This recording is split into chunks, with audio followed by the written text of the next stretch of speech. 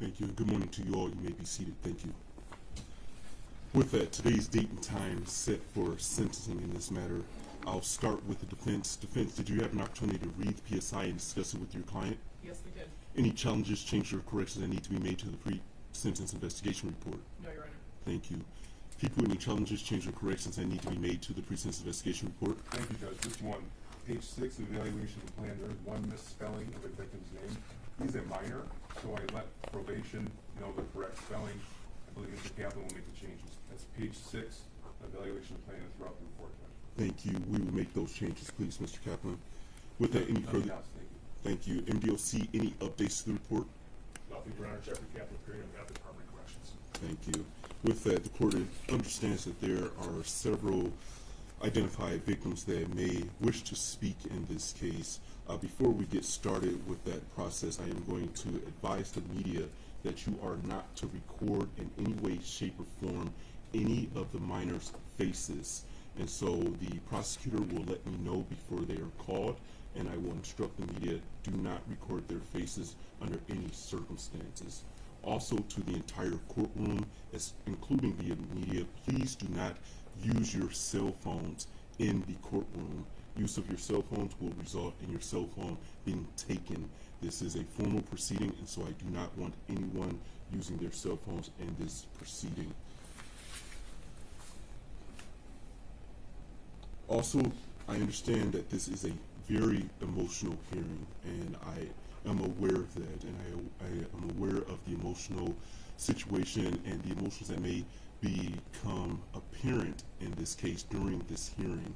There is a composure room that is outside of this courtroom. My staff can advise you where that room is. If you all need to step out at any point to regain your composure, we need to make sure we protect the integrity of these proceedings. And so if you need to step out, feel free to step out. There is a room that you all can go into.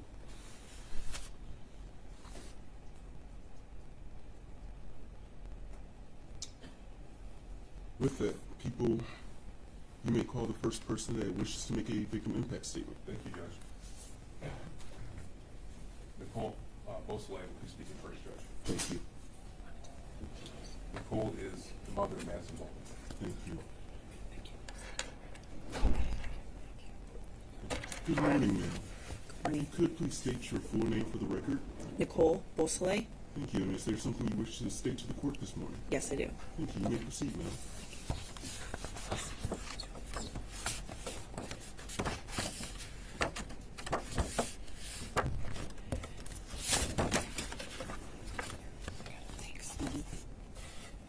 Good morning, Your Honor. Madison Baldwin, a name that most didn't know prior to this horrific act, but now a name that everyone has come to love. A name that has brought so much joy to the world. Your Honor, I know you haven't had the privilege to know her, only of what you've heard. She is an old soul, wiser beyond her years. At only 17, she has taught me more than I could ever thank her for. Having her young myself, she made me the mother I am today. She gave me the courage to be stronger. A few key things about Madison was her laughter, contagious smile, intelligence, passion, kindness, fearless drive, and determination. She is a light when you need it most. When the world gets dark, she's the stars. That small beacon of light that is so far to see, but up close burns like wildfire. At times I catch myself missing these characteristics, worried that I might forget them, but then I realize she's here. Madison lives in all of us. Her legacy remains, her kindness continues, now and forever. She will always be the heartbeat of our family. On November 30th, 2021, is a day that has forever changed my life. It burns into my body like a cigarette burn. Enough to scar, but always a constant reminder. The day I found out that my daughter's life was taken. a life that was still so young and full of life. After that day, she became a statistic, a victim, a planned act of tragedy. How could my daughter be summarized in such intrusive manner? How could these now be her associations? I would like you to know that these accusations are false. I will not allow her name to be followed by the phrase Oxford shooting victim. She will be remembered by her name, a name that is loved unconditionally, one that has no hidden remark, the strong name we gave her, Madison. When I received word that the school was under attack, my daughter had already been gone for over an hour. This I didn't know while driving into a designated area pretty much on autopilot, waiting for the unknown. As I paced the mires asking where my daughter was, all I received was blank stares. As the remaining kids reunited with their families, we were left there in silence, waiting for the answers that we are still waiting for. Next thing I hear, can the family of Madison Baldwin follow me? As I walked into the room, I felt this chill come across my body, so cold that I felt it in my bones. I pleaded not to go in, but following command, the words we heard were, I don't have good news on these 3 children. They are deceased. The sheer blunt statement could destroy you to the core. I was completely paralyzed. I felt every scream that came from my body. I felt every breath I took was fading. My mind was in a state of dementia, and then my body drops to the floor.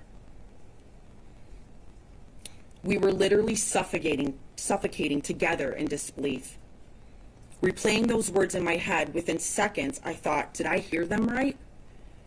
I was definitely misinformed. The sobs came from a deep part in me. Tears soaked the cold floor I laid on. I managed a few calls, but conversations I've blocked out. Leaving for the substation, I stared out the window, looking for her, but replaying those words in my head. My mind and heart were literally in 2 different places.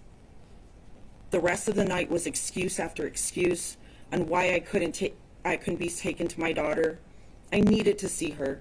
I needed to prove that the information was not meant for me, but all I was offered was a table the next day at the medical examiner's office to identify her. Getting back home felt like forever. I had to tell her 11-year-old sister at the time that her best friend was gone. Peyton's screams will forever haunt me. And when she asked me that simple question, why? As a mom, I didn't have the answer. The next morning, I was on my way to prove somebody wrong at the medical examiner's office. In my head, it wasn't going to be her. As I walked down the corridor, I entered into a room with a steel door and a small glass window. I couldn't move my feet. I couldn't get close enough to look. But when I remembered, I was there to prove somebody wrong. I looked through the glass. My scream should have shattered it. My daughter's lifeless body was laying on a cold metal gurney. I remember her hand laying out from underneath the sheet, and her fingernails were blue. Blood smeared in her hair, and they made sure I saw her from a side that was more acceptable for a grieving mother. That was not my daughter. Madison was far from lifeless. As I banged on the door demanding to touch her, I lost my ability to stand. I was dragged away from her. I was not allowed to touch my own daughter. I was not allowed to hold her hand and just let her know I was there. It's a feeling that no parent should ever feel. But that's my baby. I deserved the right to be with her, but I was not allowed. Instead, I was dragged away from her, screaming like a toddler, saying profanities in the most ignorant way. That is when I realized I could no longer deny it. I didn't want to admit I was wrong. I didn't want to visualize a moment without her. I didn't want to believe she was gone.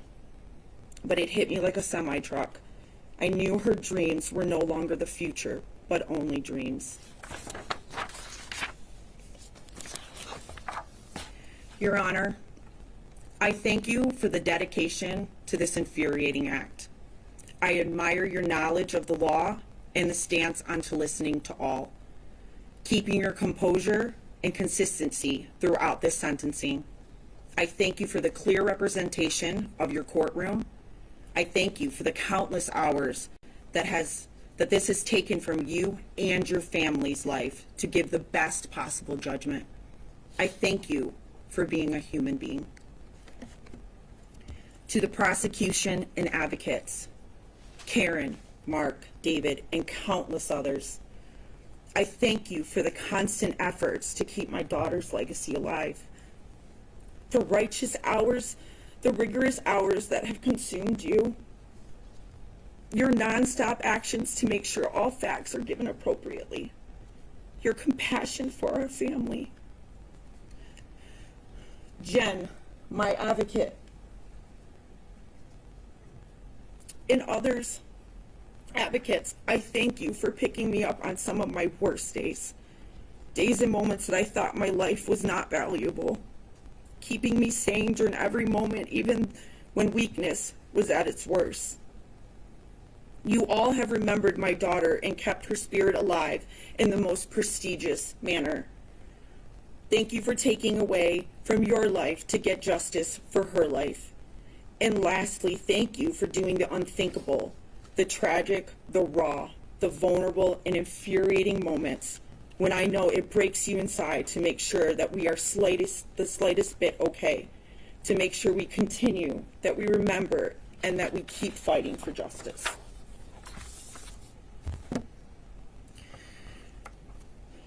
To the waste that took my daughter's life, that name will never come out of my mouth. That life will cease to exist to me, and just like trash, it will be forgotten. So while the attention that he has been seeking for this horrendous crime, you will get no reaction from me. But again, this is the life he chose. If he really wanted to make a different outcome, he wouldn't continue to make the excuses he does now. The suffering will come when he least expects it.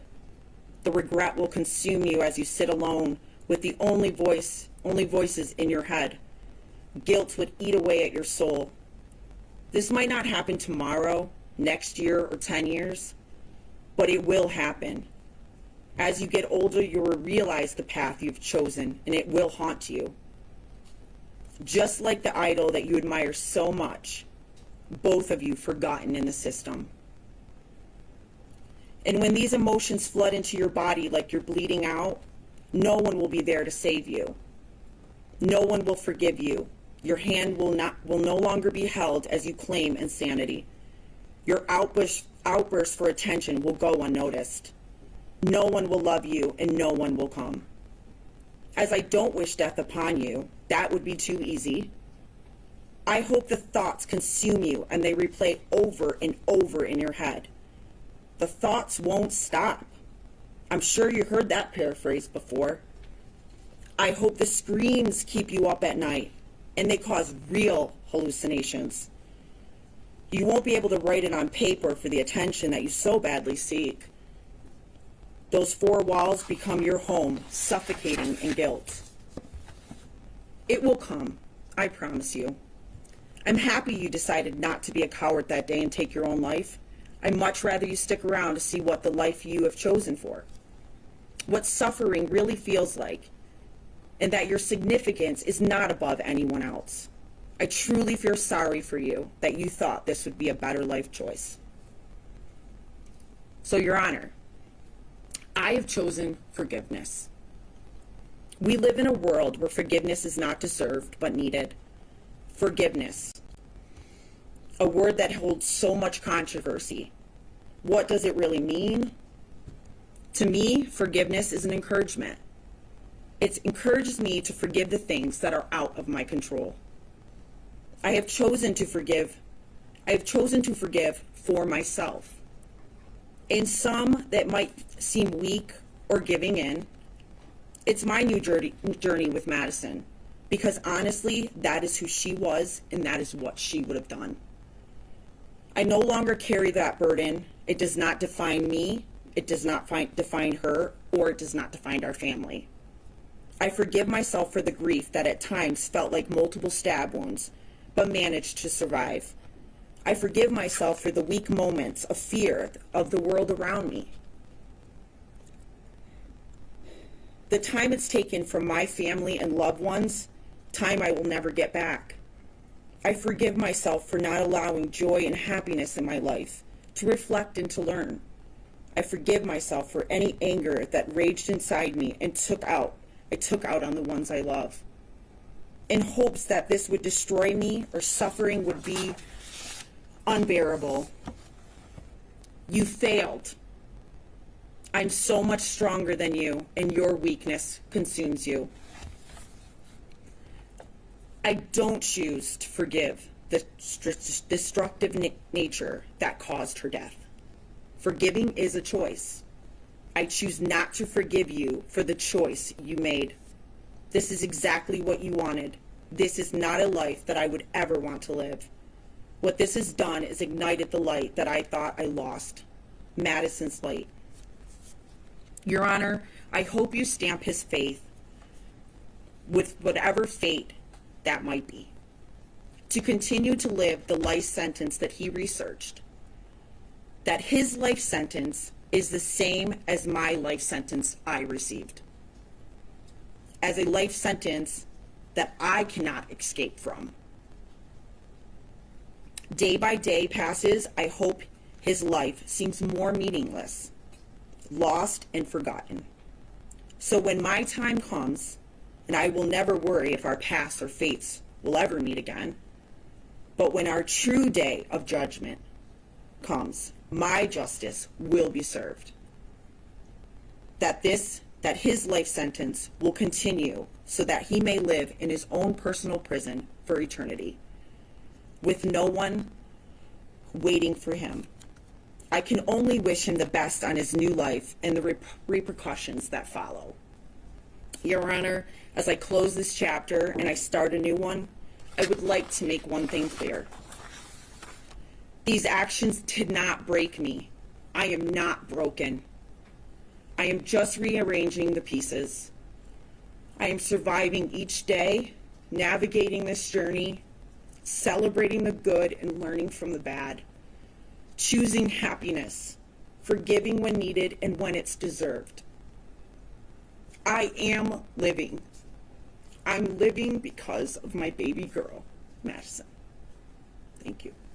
First off, sorry for your loss. Thank you for your statements this morning. It showed a lot of strength and courage, so thank you. Thank you.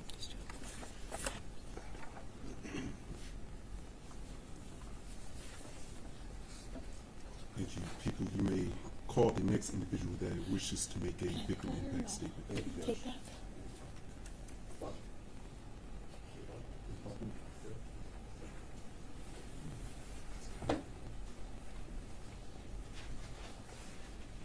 Mr. Buckmere is Tate's father, and Trent will be speaking as well as Tate's brother. Thank you.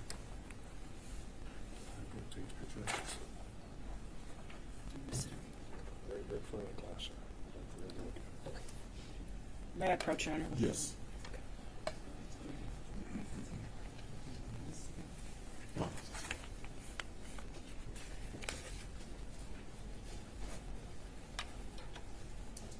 Thank you. Good morning, sir. If you could, please state your full name for the record. Good morning. My name is Buckmere. Tate Muir's father. Thank you for being here, sir. Is there something you wish to address with the court this morning? Yes. Thank you. You may proceed, sir.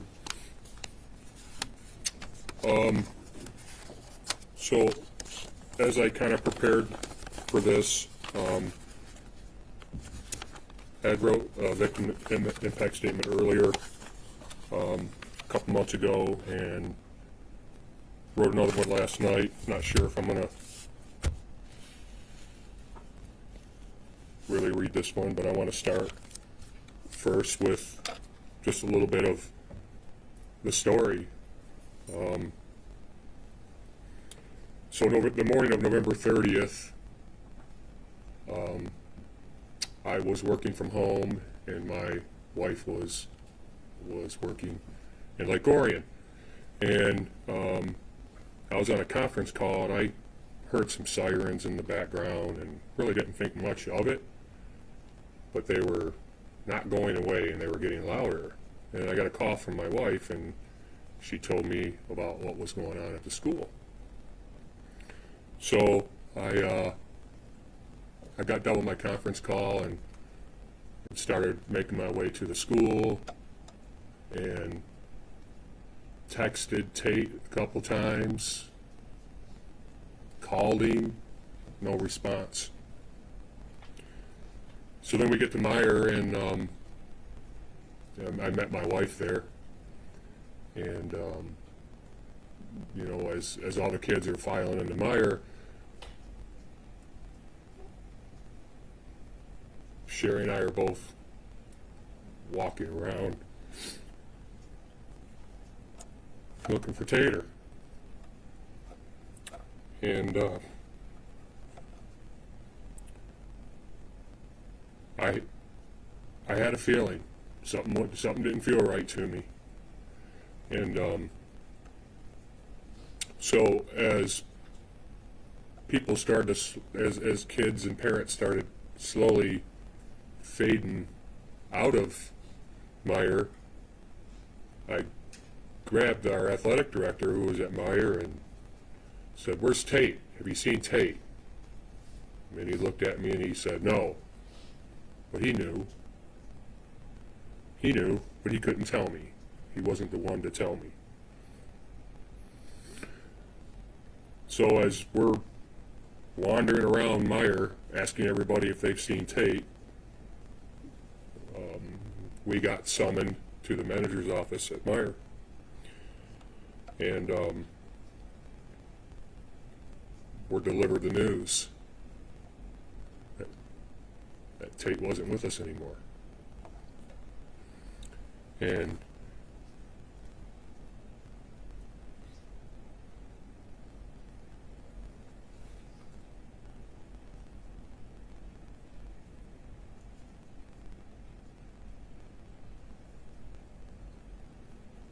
the thing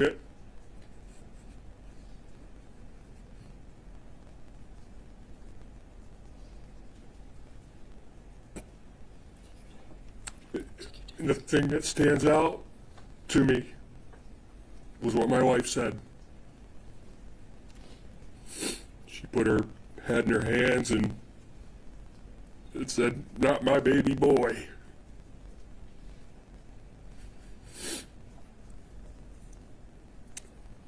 So,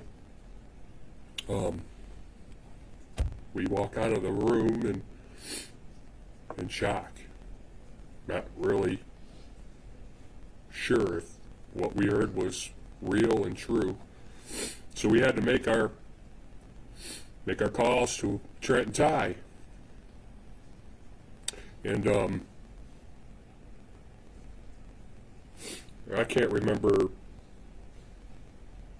who I called, who Sherry called, but I didn't know how to say it. I don't know. I can't remember who it was, Trent or Ty, who I talked to. And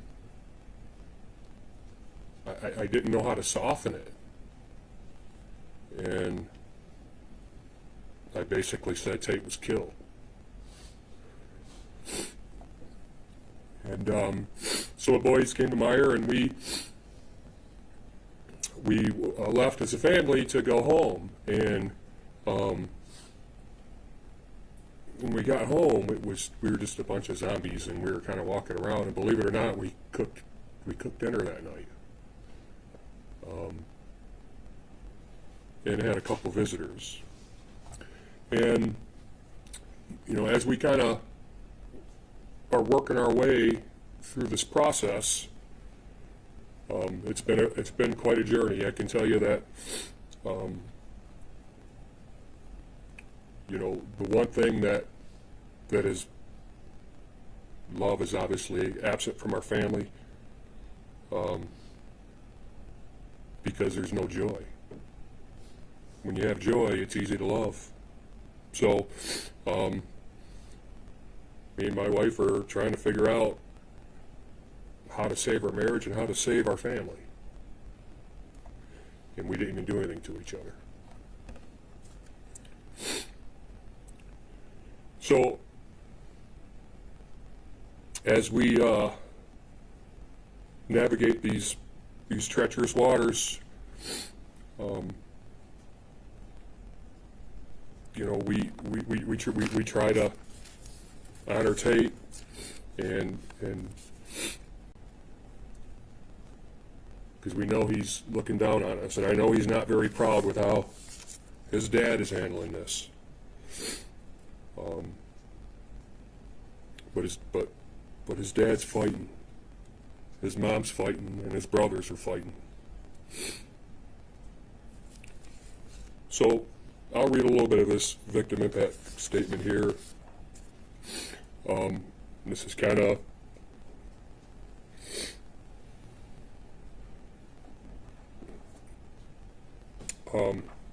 you know, yesterday just came and went. Today has dealt us another hand of heartaches that we'll have to play. For the past 2 years, our family has been navigating our way through complete hell. Tears filled with pain, they fall like rain. We wear the pain like a heavy coat, constant reminders every day. Every hour is the darkest time of the day. I understand from journal entries this was desired outcome, for us to feel the pain that you had. I will tell you this, we are miserable. We miss Tate. Our family has a permanent hole in it that can never be fixed, ever. As we fight and claw our way through this journey, we are realizing that we are completely miserable. There does not appear to be a way out. So, to this day, you are winning. But today is a day where the tides change. Today, we are going to take ours back. We're all cried out. We're all tired out. We need to take this chip off our shoulder. We've been on this island far too long. We are the prisoner, not you. Nobody else can set us free but us.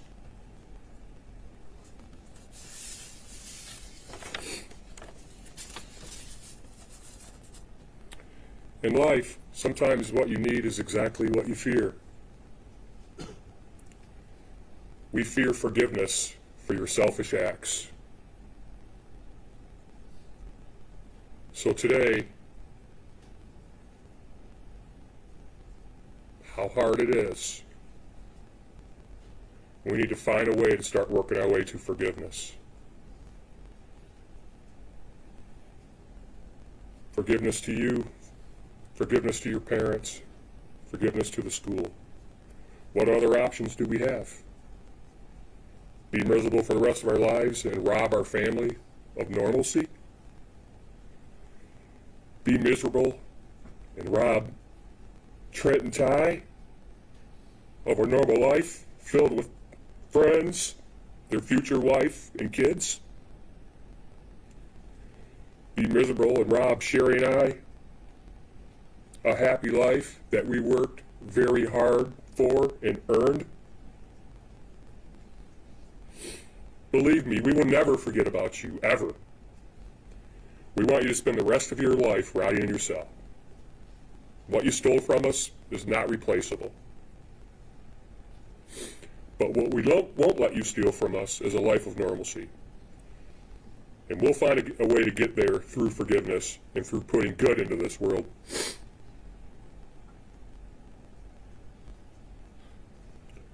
I'm sure you've heard about our peer-to-peer mentoring program we started, 42 Strong, the Tate Muir Foundation.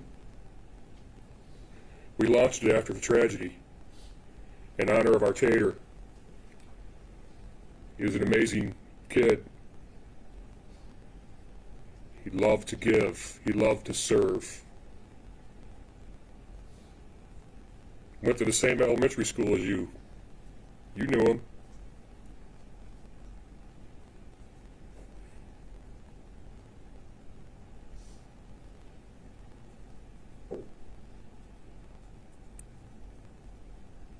But there's good that's going to come from this. And the good is kids are going to have a buddy. They're going to have somebody to lean on, a peer they can trust and love and build a relationship with. Trust, love, build. Tate left a roadmap for us, all of us. He left that roadmap from the people he learned from. Mom and Dad, Trent and Ty, his teachers, his coaches, his neighbors. So if we could all make the effort, and if we take the time, maybe we can leave this much behind.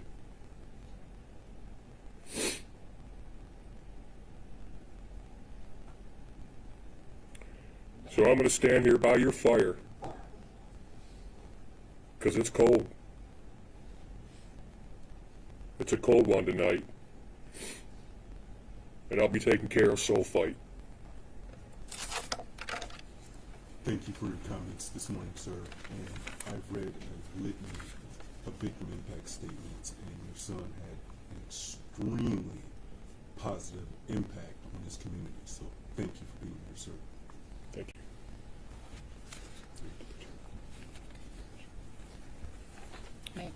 Yes.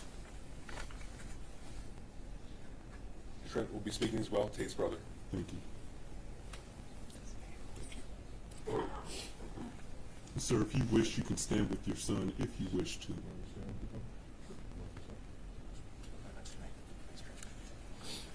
Good morning, sir. Morning. If you could, please state your full name for the record. Trent Muir. Thank you, and good morning, sir. Is there a statement that you wish to share with the court? Yes, sir. Thank you. You may proceed.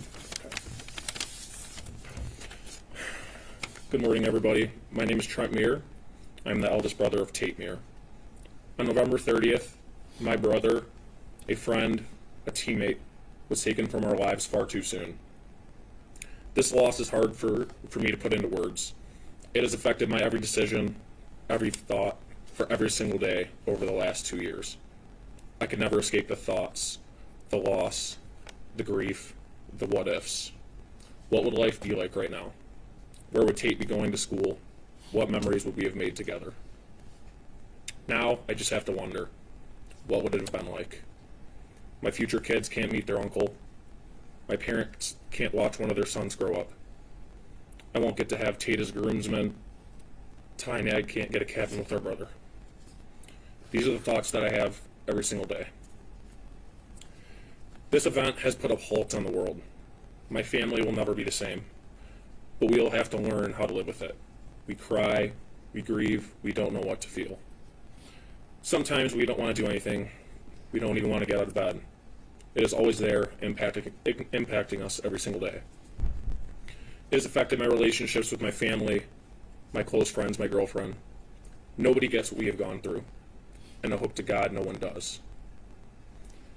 I see someone that looks shady in public, I think of the 30th. I have someone behind me, I go in a public area.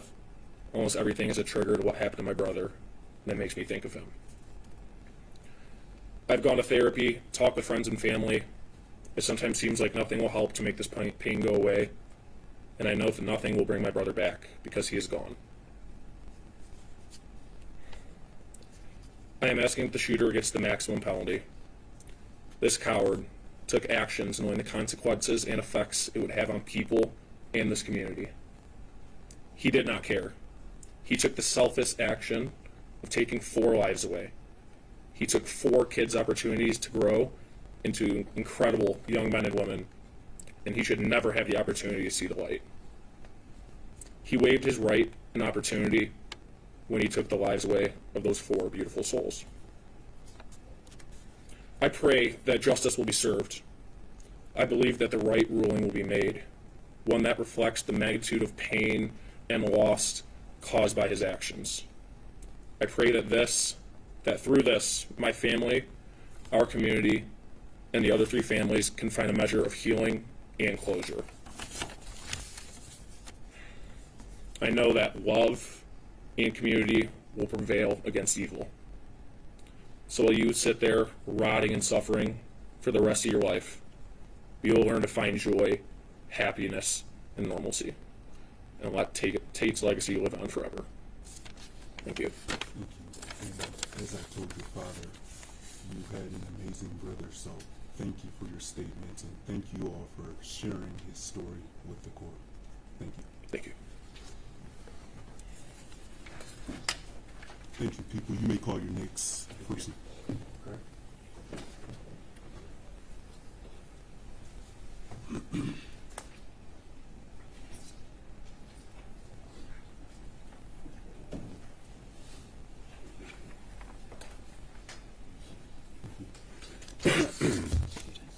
Good morning, sir. If you could, please state your full name for the record and spell your last name. Good morning. My name is Craig Schilling, Shilling. Thank you. Thank you for being here, sir. Is there a statement that you wish to make? Yes, Your Honor. But before I make my written statement, I'd like to have a candid moment with y'all to try and directly convey to you that this statement has been the hardest thing I've ever written in my life. You guys have the condensed version, 15 minutes or so, but it took me months and months and months, and I've swam through raw emotions trying to get this done. So thank you for letting me be here. Oh, absolutely, sir. Thank you. I will begin now. Honorable Judge Rowe. I am here before you today as a direct result of the horrible crimes that were committed back on November 30th, 2021, the day that my son was murdered. For the longest time, and for reasons I do not care to mention here today, I did not know if I was going to be able to do this. You see, on that day, my life was torn apart, and for a while thereafter, I struggled with dark thoughts and found myself completely lost in a seemingly endless sea of raging emotions with no care as to what happened to me. And grief had consumed me and has squeezed out every bit of joy and happiness in my life. Still, today it's uncertain if I'll find my way back. The events that took place that day have rocked 3 generations of my family and has altered our future forever. These days, there's not much happiness in the holidays. Birthdays and those milestones days don't carry with them the special feeling they always used to. Life used to flow with some sort of rhythm and balance, and the continuity within our family was evident. There were gatherings, vacations, and fun-filled events. What I feel most would deem your typical family situation. That continuity and all that came with it were lost on the day that my son was murdered. Like a severed electrical line, the flow was no longer there. Instead, we've fallen into the darkness, still in shock and total disbelief over the fact that this actually happened to us. Completely blindsided, we've been carrying on with more questions than answers and left to deal with the deluge of emotions we've never experienced before. One could venture to say that there are no words that can accurately describe the pain that we feel on a daily basis. I have PTSD and struggle most days to even get out of bed. Anxiety, stress, sleepless nights, and uncontrolled emotional outbreaks make even the simplest, most normal things difficult. Scattered thoughts, raw emotions, and that uncomfortable elephant in the room feeling I get with everyone I interact with cause substantial uneasiness and affect everything I do. The things I used to find enjoyment in are no longer reliable in that respect, and are done to merely have a feeling of something normal. Golfing, bowling, ball games, hunting, fishing, camping, kayaking are just a few of the activities I used to do with Justin that seemingly will never have the same effects on me based solely on the fact that he's not there to do them with me. I've always operated on the premise that if you get the kids into the things that you like to do, that you'll have those things in common forever, and will always have a way to spend some quality time together. Even if it's just for a quick 9 or an hour on the boards blowing out a few pockets. Father's Day foursomes with my 3 kids out on a link was something I've been looking forward to for a long time but will never have. This unfair reality is something I will never get over. Day-to-day life goes on for so many, but in the clutches of grief and heartache, the difficulties are real and have so many side effects. It almost feels like time slows down and everything around you speeds up. It's been 2 years already, but feels much like yesterday. I still find myself waiting up for him to get home from work so we can get a few minutes to chat, as it was often the only time we had that chance to. It's unbearable to know that he's never going to walk through that door. Never in a million years did I think that something like this was going to happen to me. Although we all know the unfortunate real possibility that this can happen to anyone, anywhere, anytime, there's absolutely no way you can prepare yourself for this level of pain. It doesn't matter how much you think you've prepared, or how strong you are, or how big your support network is, you have this level of pain, and it's truly debilitating, and it takes you out. Having seen news reports and documentaries on tragedies of this nature, I don't feel it uncommon at all to watch in horror and disbelief that something like this could actually happen. And I've done what I believe many others have done, and that's have thoughts of how I might feel or act if something like this ever happened to me. Well, now that it has happened, I can 100% assure you that the worst thoughts or feelings you may have do not hold a candle to how it actually feels. For centuries, man has exploited the fragile nature of the human being, and over the years have developed many, many ways to inflict pain, torture, and kill. Millions and millions of human beings have met their fates by way of such devices. As we have all learned in school, there is a full spectrum of reasoning behind these perversions. Although throughout history, those reasons have been widely understood, the sheer brutality of senseless violence has never sat well with the human psyche. So we have evolved till now, and in our modern society we have established laws and regulations to essentially protect ourselves from ourselves. However, as is seemingly always the case, there are those, for reasons we may never know, who wish to defy the now widely recognized and agreed upon state of human decency and continue to commit such senseless acts of violence. In my opinion, it takes a deeply disturbed individual to leave the compass of basic human decency. The act of taking another human being's life is not only exasperating but extremely selfish and unjust. I believe that once an individual crosses the boundaries of basic humanism and admittedly maliciously kills another person, that individual should meet the same fate. Unfortunately, based on the laws that govern our land, this has been deemed inhumane and is widely frowned upon in modern society. So in lieu of execution, I feel strongly that the individual should never be allowed to walk among his peers again. And this is why I'm going to ask you to lock this son of a bitch up for the rest of his pathetic life. His blatant lack of human decency and disturbing thoughts on life in general do not in any way warrant a second chance. My son doesn't get a second chance, and neither should he. This individual has proven by carrying out these heinous and completely unnecessary acts of violence that he should never be considered fit to rejoin a society that despises this exact behavior.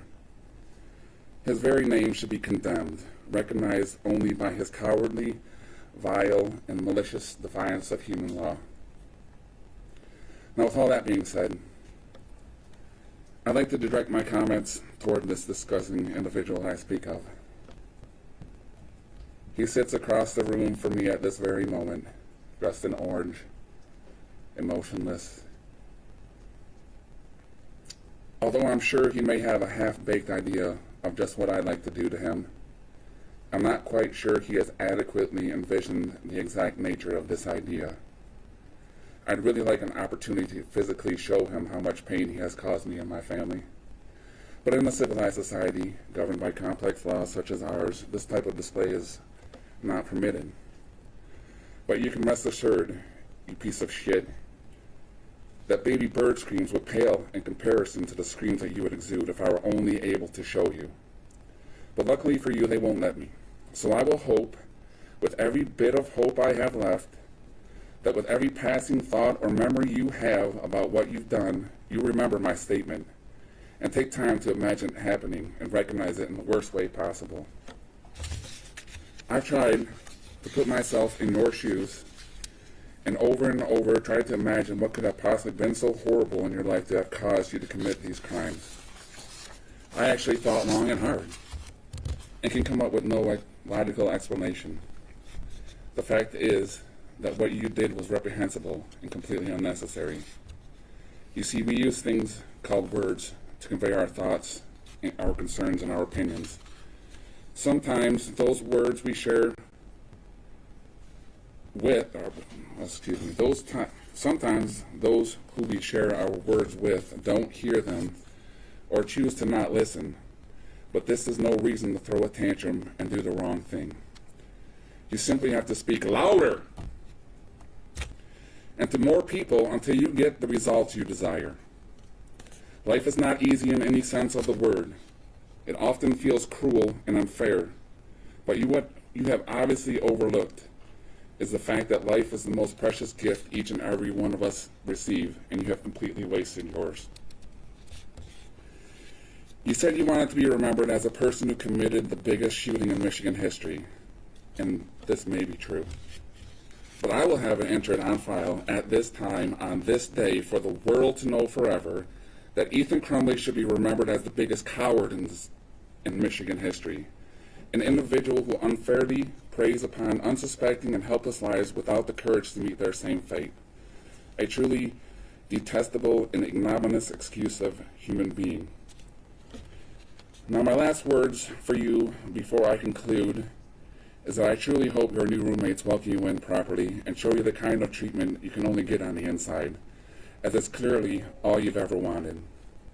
And it is my hope that there is some kind of pain involved. I also think that as you rot away, lamenting over your wasted life, you should take time to ponder the fact that though you may have taken 4 lives, the selfless gesture of organ donation by my son saved at least 5 lives, thus overshadowing your delusions of grandeur and effectively nullifying all that you feel you've accomplished. Stew in that for a while, and maybe you'll realize that as long as there are good people in the world, willing to selflessly give of themselves to help others, evil will never triumph. My final thoughts are directed towards everyone else. It is with every bit of my heart that I offer all who have helped my family over the course of the last couple of years the sincerest thank you. The sheer magnitude of humanitarianism and goodwill that came in from all over the world has been humbling, and has gone a long way to showing me there is still good out there. I strongly believe that it resides within each and every one of us, and that it is our responsibility as human beings to let our goodness shine onto everyone we interact with, whether we like them or not. Because the way we treat each other, both directly and indirectly, affects the lives of more people than you can imagine. Not to mention, it's simply easier to do. I beg of you all, please be kind to one another and put your energy towards walking the path of the righteous, and do your part to help eliminate these types of tragedies. Thank you for listening this morning. I wish you all the very best.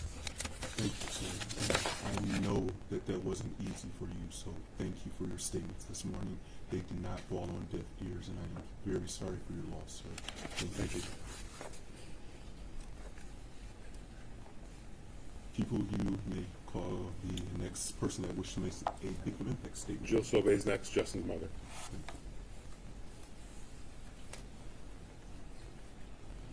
Thank you, and good morning, ma'am. Good morning. If you could, please state your full name for the record. Yes, Jill Suave. Thank you. You may proceed with your statement this morning. Thank you. Honorable Judge Kwame Rowe, first please allow me to thank you for your time and dedication to this case. I know it's been deeply disturbing and horrific. Thank you also to Karen McDonald and the entire prosecution as well. I am asking you, Your Honor, to please sentence the shooter to life without the possibility of parole on behalf of my son, Justin Schilling. Your Honor, it's almost impossible to find the human words to describe my grief, pain, trauma, and rage. The manner in which my son Justin was so cold-heartedly, methodically executed shows clearly the pure evil and malice of the shooter. For this act alone, Your Honor, he deserves life without parole. No mother should have to put her child in the ground. On the eve of Justin's burial, I had my phone ready to call 911 as I feared that I was having a heart attack. It's only by the grace of God that I am still here with us today. In my letter to you, Your Honor, I have detailed the extent of my trauma as well. Justin's siblings, Nathan and Clay, were robbed of much of their youth, their innocence, their joy. Their beloved middle brother, Justin, their shared future memories and possibilities with Justin, holidays, weddings, birthdays. As their mother, I am beyond infuriated for the pain and their suffering. Clay, who was only 15, was hiding in the school that day as well, fearing for his life and worrying about Justin's. Justin's grandparents, aunts, uncles, cousins, all have suffered an unimaginable loss, as Justin was and is so very loved and cherished by his entire family. Justin had such an impact on his many beloved friends, teammates, co-workers of all ages, and people in the community. My heart breaks for their pain and trauma as well. Justin was happy, humble, hardworking, grateful, stylish, funny, smart, loving, thoughtful, and empathic. He never complained and always made time to lift others up, bringing out the best in everyone who knew and loved him. He didn't deserve to die this way. Justin was a lettered athlete, a top honor student, and lived by the golden rule. Do unto others as you'd have them do unto you. He was so excited to graduate and planned on attending Oakland University. We did a tour in the fall of 2021, and we talked about his plans to major in business. He wanted to move out with his friends and even considered getting a real estate license. He was so motivated and focused. His future was so bright and full of possibilities.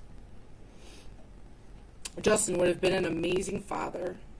Children loved him and gravitated toward his big heart. He was such a gentleman and so very loving towards me and all women, never letting me pump my own gas or hold my own door. He will always be my little sweetheart. Justin spent his final moments protecting Keegan and saved 6 more lives with his gift of organ donation. May his light and legacy live on forever. Now, Your Honor, I would like to share what I would like the shooter to know. You may have ended Justin's life on this plane, but you did not in any way affect his soul.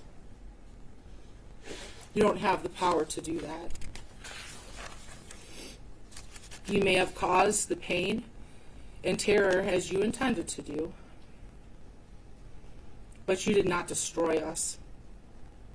There is more love and light in this world because of the legacies of Justin, Tate, Hannah, and Madison.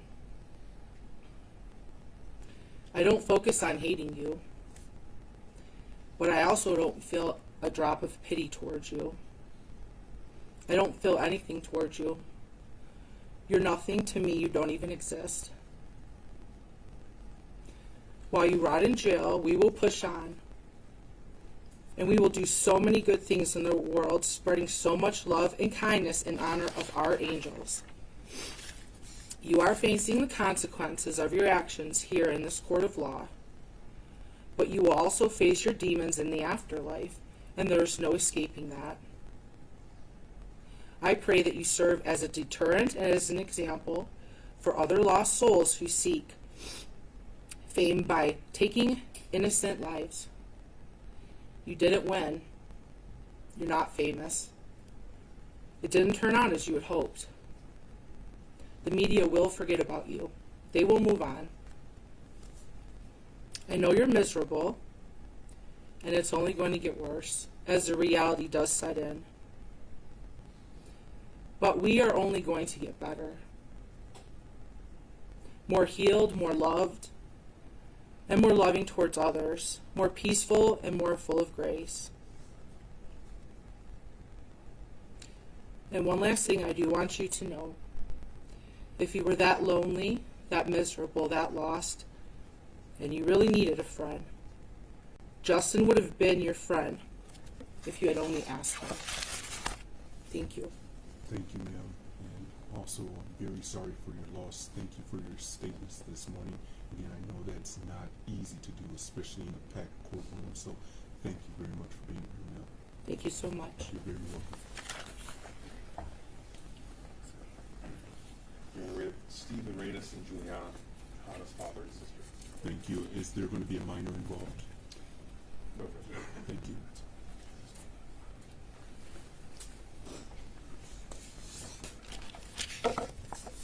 Thank you. Good morning. Could you please tell me your name? I'm Raina St. Juliana. Thank you. And sir, what is your name for the record as well? Steve St. Juliana. Thank you. And is there a statement you wish to share with the court this morning? Yes, I have mine and then our mother's as well. I, St. Juliana. Absolutely. You may proceed. So this is our mom's statement.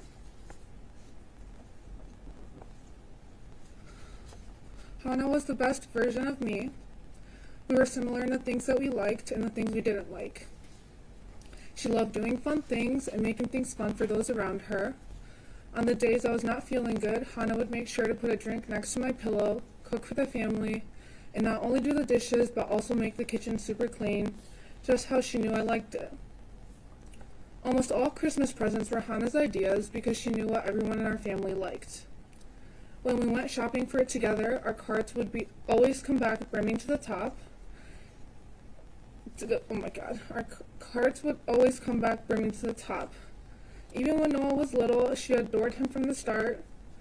She would make sure to stay up late and hide the elf on the shelf creatively for him to find in the morning. She would practice soccer with him. She would always pay attention and take care of him. And with her older sister, they became best friends. Together, the both of them gave Noah advice to help him become a wonderful person. Hannah was always thinking about our family and always extended those thoughts to everyone around her as well. She lifted all of our spirits. She was going to dress up, fall in love, go on dates, go to college, get married, start a family, take a bunch of vacations, eat a ton of good food, one day live near me, and I would watch her kids. And for Christmas, everyone would meet at Hannah's house, and from there on, she was always going to bring her family together. On that day, not only was my loving daughter's life taken, but all of my family's future was taken as well. Since that day, all of our lives have drastically changed. Now, in my daily life, whenever I see a pair of sisters, I am sad. When I see other siblings getting along, I am sad. When I see other mothers and daughters, I am sad. When I see other families having a good time, I am sad. When I see others her age having fun, I am sad. Every moment, every day, every experience, I think of Hannah and I am sad. Anything I do, even when I have a good moment, I am sad. I am sad in the spring, in the summer, in the fall, in the winter, during Easter, Halloween, Thanksgiving, Christmas, and all holidays. Even when I have a happy moment, all I think about is if Hannah were here, and it blankets everything in sadness and heartbreak. To make sure that I don't sink any more into the sadness, I try not to pay attention to my surroundings. Even having to complete my daily tasks each day makes my heart hurt. It takes everything out of me to ensure that the last thought of me doesn't break. On that day when my special Hannah was taken from us, we fell to our lowest point, hit the darkest bottom we didn't even know existed. To live a life without Hannah, our brightest light. Having to continue carrying the most soul-crushing pain forever. For the rest of our lives, we have to live our worst nightmare. When I think of Hannah, the phrase sad does not capture the pain I feel or the way my whole heart aches. So my rare moments of relief are times when I don't have to think about her. On top of the daughter I love being gone, when I remember my memories with Hannah, it feels like a stab to my heart, and my tears will not stop falling. It is unfair that thinking about Hannah is so excruciating, it makes my crying endless. I know that no amount of crying will bring Hannah back, so I breathe in and out trying to hold my heart together. But I know that the days my eyes are dry will never come. By doing just enough to scrape by, in the morning, in the afternoon, at night, on sunny days, rainy days, cloudy days, we continue just surviving each day. So this is how we will continue to be, surviving, not living. I am so fearful of another irreplaceable, important person suddenly being taken away right in front of me. I send off my family scared to death each day. Every night I wish that the morning wouldn't come. Every day I think about how nice it would be if I could stop time and stop thinking. For us, our peaceful, happy days with Hannah will never be again. And then, this is my impact statement. I have rewritten this countless of times, and it is never enough. I cannot convey my thoughts into words, nor share even a fraction of my feelings since losing Hannah.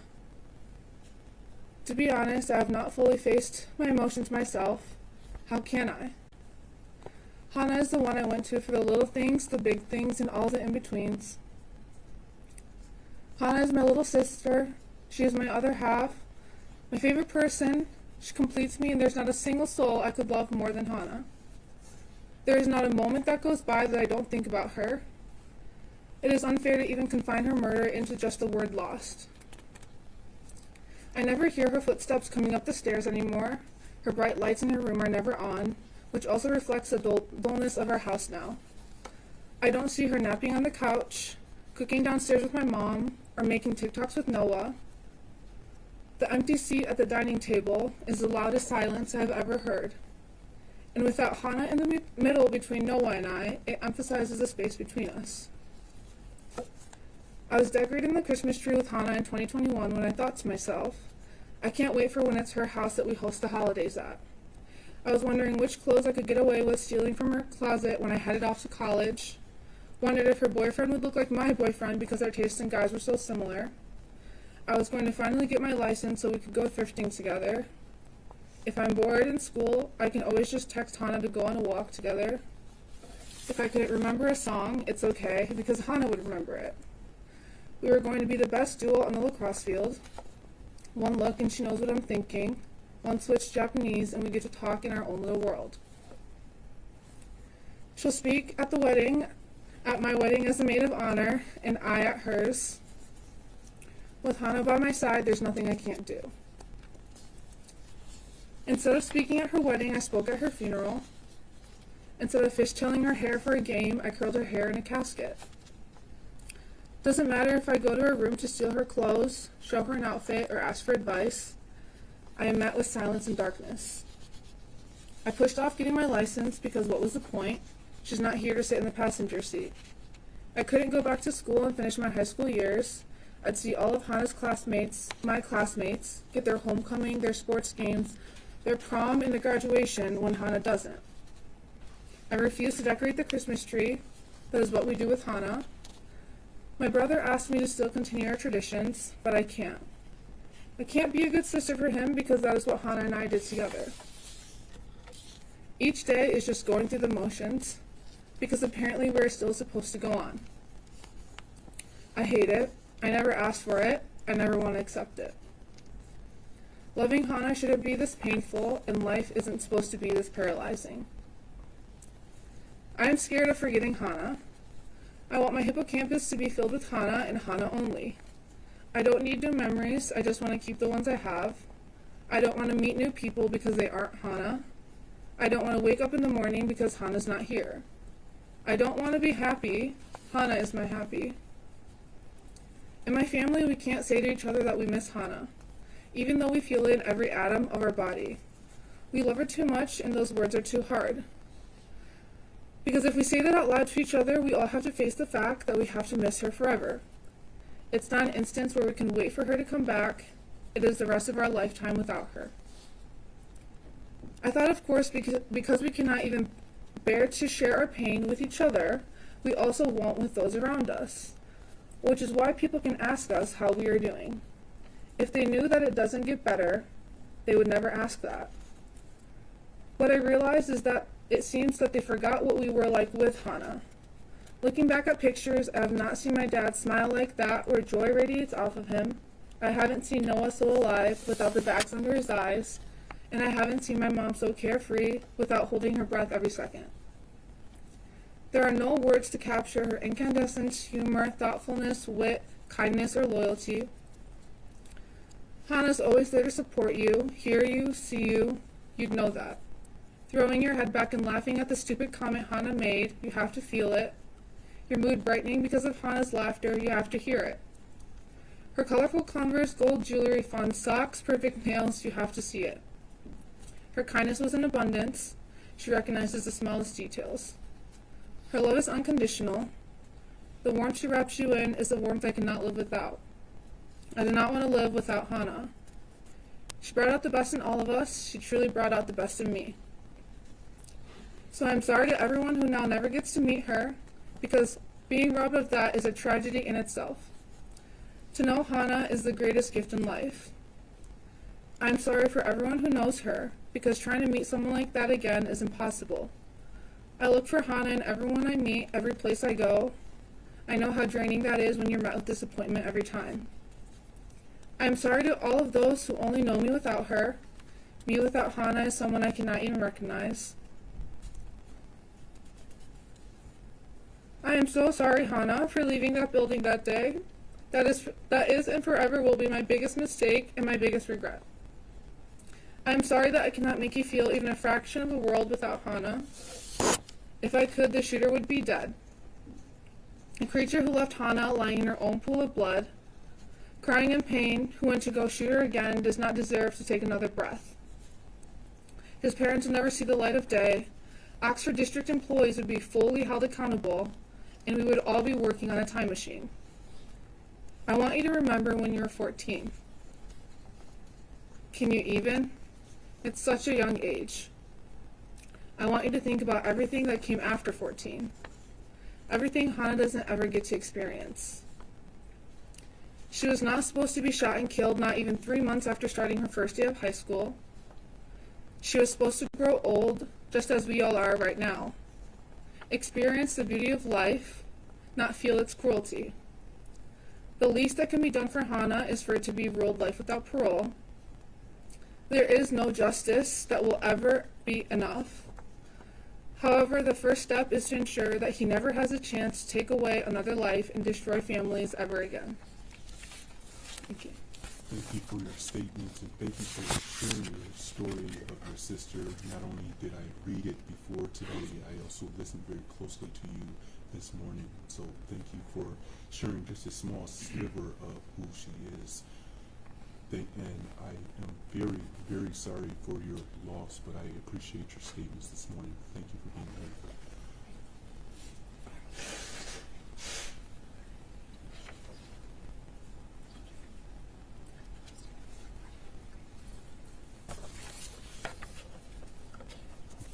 Good morning again, sir. Whenever you're ready, you may proceed, sir. Thank you. Thank you, Your Honor.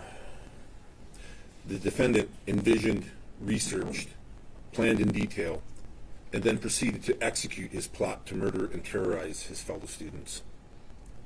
He chose this course of action and carried out these murders simply to make himself feel better. Take a moment to really think about that. He was not acting in self-defense. He did not make a mistake, nor act accidentally. He purposely murdered my daughter, Hannah, and 3 other children in order to make himself feel better. I want to make my position regarding the defendant's sentencing and his future very clear. There can be no forgiveness. There can be no rehabilitation. There is absolutely nothing that the defendant can ever do to earn my forgiveness. His age plays no part. His potential is irrelevant. Ultimately, it is only his choices and his actions that matter. Actions that have consequences, that can never be undone. There is utterly nothing that he could ever do to contribute to society that would make up for the lives that he has so ruthlessly taken. The defendant has indicated that one of his goals was to be able to see and experience the suffering of the families of the children he killed. At first, I refused to feed into this sick and twisted desire by discussing the impact of my daughter's murder on myself and my family. However, after much struggle and introspection, I've come to realize that my need for justice for my daughter completely outweighs any consideration of the defendant's irrelevant desires. Unfortunately, I've also realized that unless you've experienced the loss of a child yourself, there's simply no way for you to truly understand the devastation of the soul that loss causes. It is impossible for me to successfully convey the complete impact of my daughter's loss. Hannah's murder has destroyed a large portion of my very soul. I am a shell of the person I used to be. I think of her and miss her constantly. Every day is a battle to attempt to move forward, a struggle to get out of bed, to go through the motions of everyday life while pretending that things are getting better. Simple everyday sights and actions bring pain as I think of what it should have been like with Hannah there with us. I think of all the good times that we've shared together as a family and mourn all the memories that will never be. I will never think back fondly of her high school and college graduations. I will never walk her down the aisle as she begins the journey of starting her own family. I am forever denied the chance to hold her or her future children in my arms. A few paragraphs of words describing Hannah can in no way fully capture her truly beautiful, caring soul, nor impart her unlimited potential. Hannah was an absolutely beautiful and thoughtful person. She was always the first person to notice when someone has a problem, and the first to go out of her way to offer help. She was incredibly curious and talented. She continually tried new things. She crafted homemade jewelry, tried cooking her own recipes, and played several sports. She was a record holder in track and a leader of her school volleyball and basketball teams. She also hoped to join her older sister on the lacrosse team in the spring.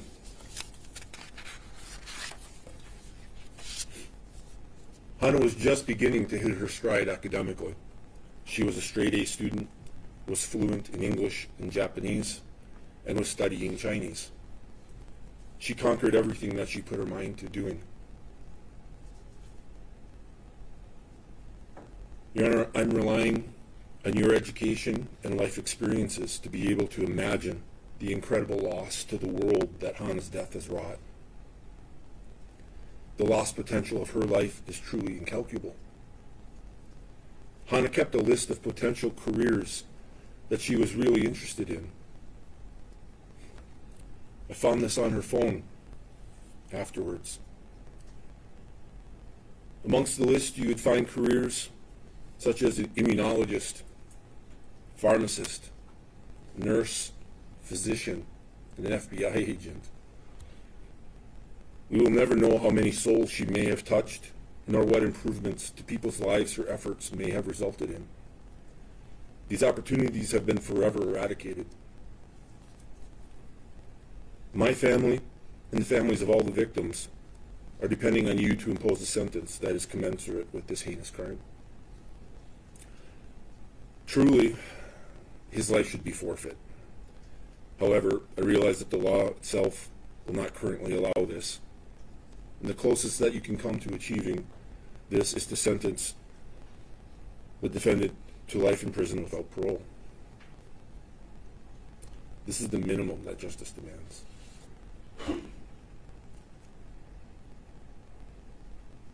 I will leave you with a final thought.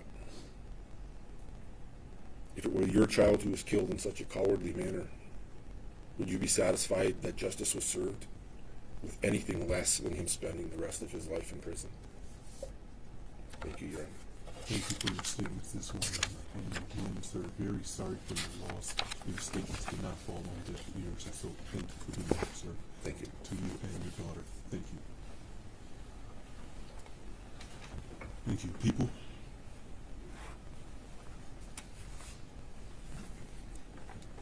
Thank you, Judge. Ms. Molly Darnell.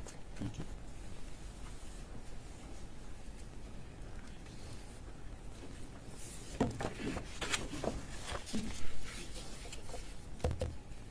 Good morning, ma'am. If you could, please state your full name for the record.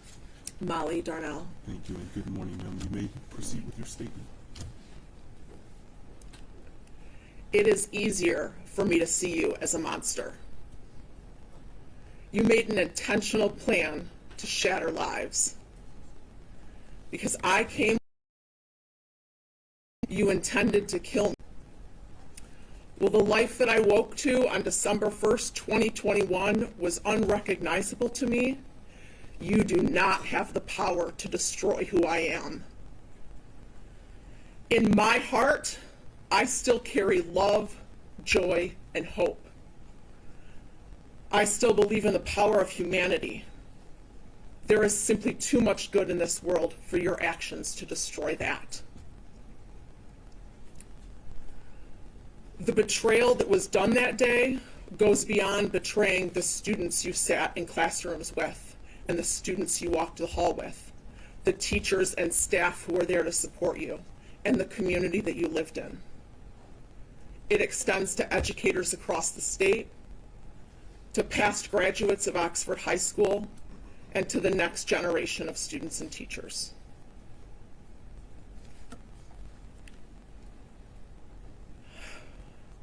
I have firsthand knowledge of how you disregard and devalue human life. You have proven that you cannot be trusted to live within a free community. The memory of you raising your gun to me and the scar on my arm may exist, but I will continue to live a life full of the human experience because I am the writer of my own story. You may not be glancing my way today, but I know you can hear me. When I consider the collective pain you methodically designed for our school community, I believe that you deserve to spend the rest of your life in jail without parole. You intended to leave my husband a widower and my children motherless. There is no forgiveness for you.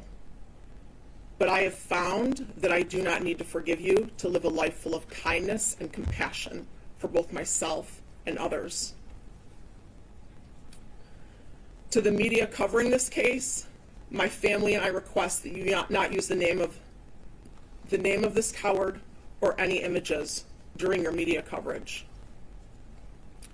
We ask that anyone reading the news about this case avoid clicking links on articles that include his image. Judge Rowe, I want to thank you for providing a safe space for victims in this case. To the officers that surround this room, thank you for your service and commitment to safety. Karen, Mark, David, and the rest of those at the prosecuting attorney's office, thank you for fighting for victims when we did not have the strength to fight ourselves. To the crime victims' rights advocates who helped shepherd us through this process, I will forever be grateful. Thank you. Thank you for being here, ma'am. Thank you for your statement. And again, I know this was not easy to do this morning, so thank you for sharing with the court your experience. Thank you.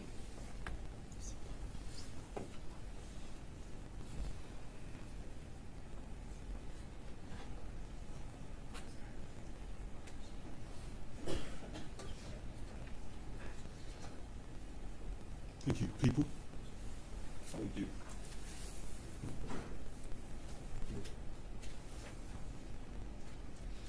One moment. Sure.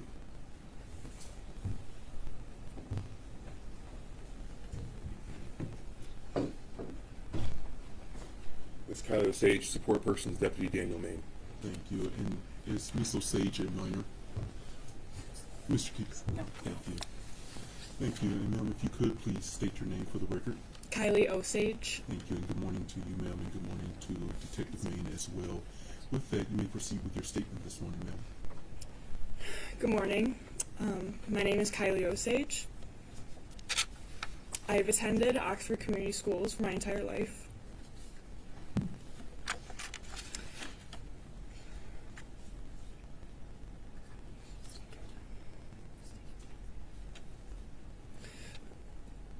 I often look back at pictures of me and my parents in 2009, walking into my first day of kindergarten.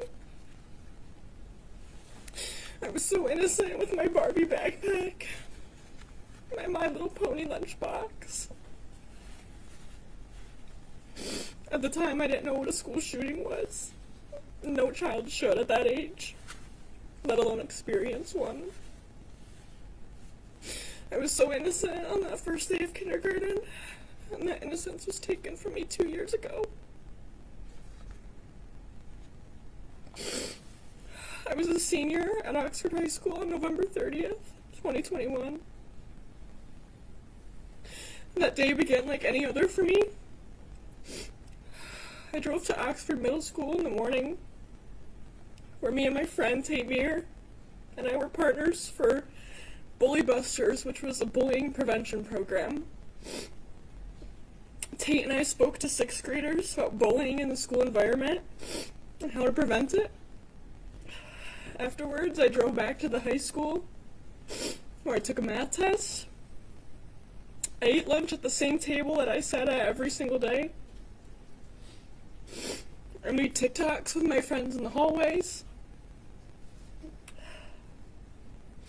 Before my 5th hour class, me and my dear friend Riley Franz and I were standing in the hallway, socializing with our peers. And all of a sudden, I thought a balloon popped. I turned, and I fell right to the ground. I remember hearing screams. I saw running, but I couldn't run. I was already down. I remember hearing Mr. Wolf make an announcement. I had never heard the halls become silent so fast in my life. Silence was deafening. I was laying on my side, like this, and I realized what had just happened. I was just shot, and I thought I was gonna die. As I laid on the floor, I attempted to get up, but my legs weren't moving. I repeatedly hit my legs with my hands like this in an attempt to regain any kind of feeling, but not a single thing. I then somehow tried to do a push-up to somehow drag my body to a safe place where I could get some help. But with the weight of my Carhartt jacket and my backpack full of laptops and textbooks, I was unable to do so. It was so painful. I let myself drop back down onto the floor, where I felt warmth on my face, warmth from blood soaking into the carpet. I remember hearing a squish sound against my right ear, and it was the sound of carpet mixed with blood going into my ear. I started yelling for help, but when I say yelling, I mean a shout that was loud enough for someone around me to hear, yet quiet enough for the shooter not to hear me. No one ever came, but I did hear something. I reached my hand over my head, and I realized it was Hannah. I could hear her groaning beside me. Realizing that I wasn't alone, I kept trying to reassure her. Someone will come help us. Don't worry. Just keep breathing. Just please stay with me. I said that to her 1,000 times.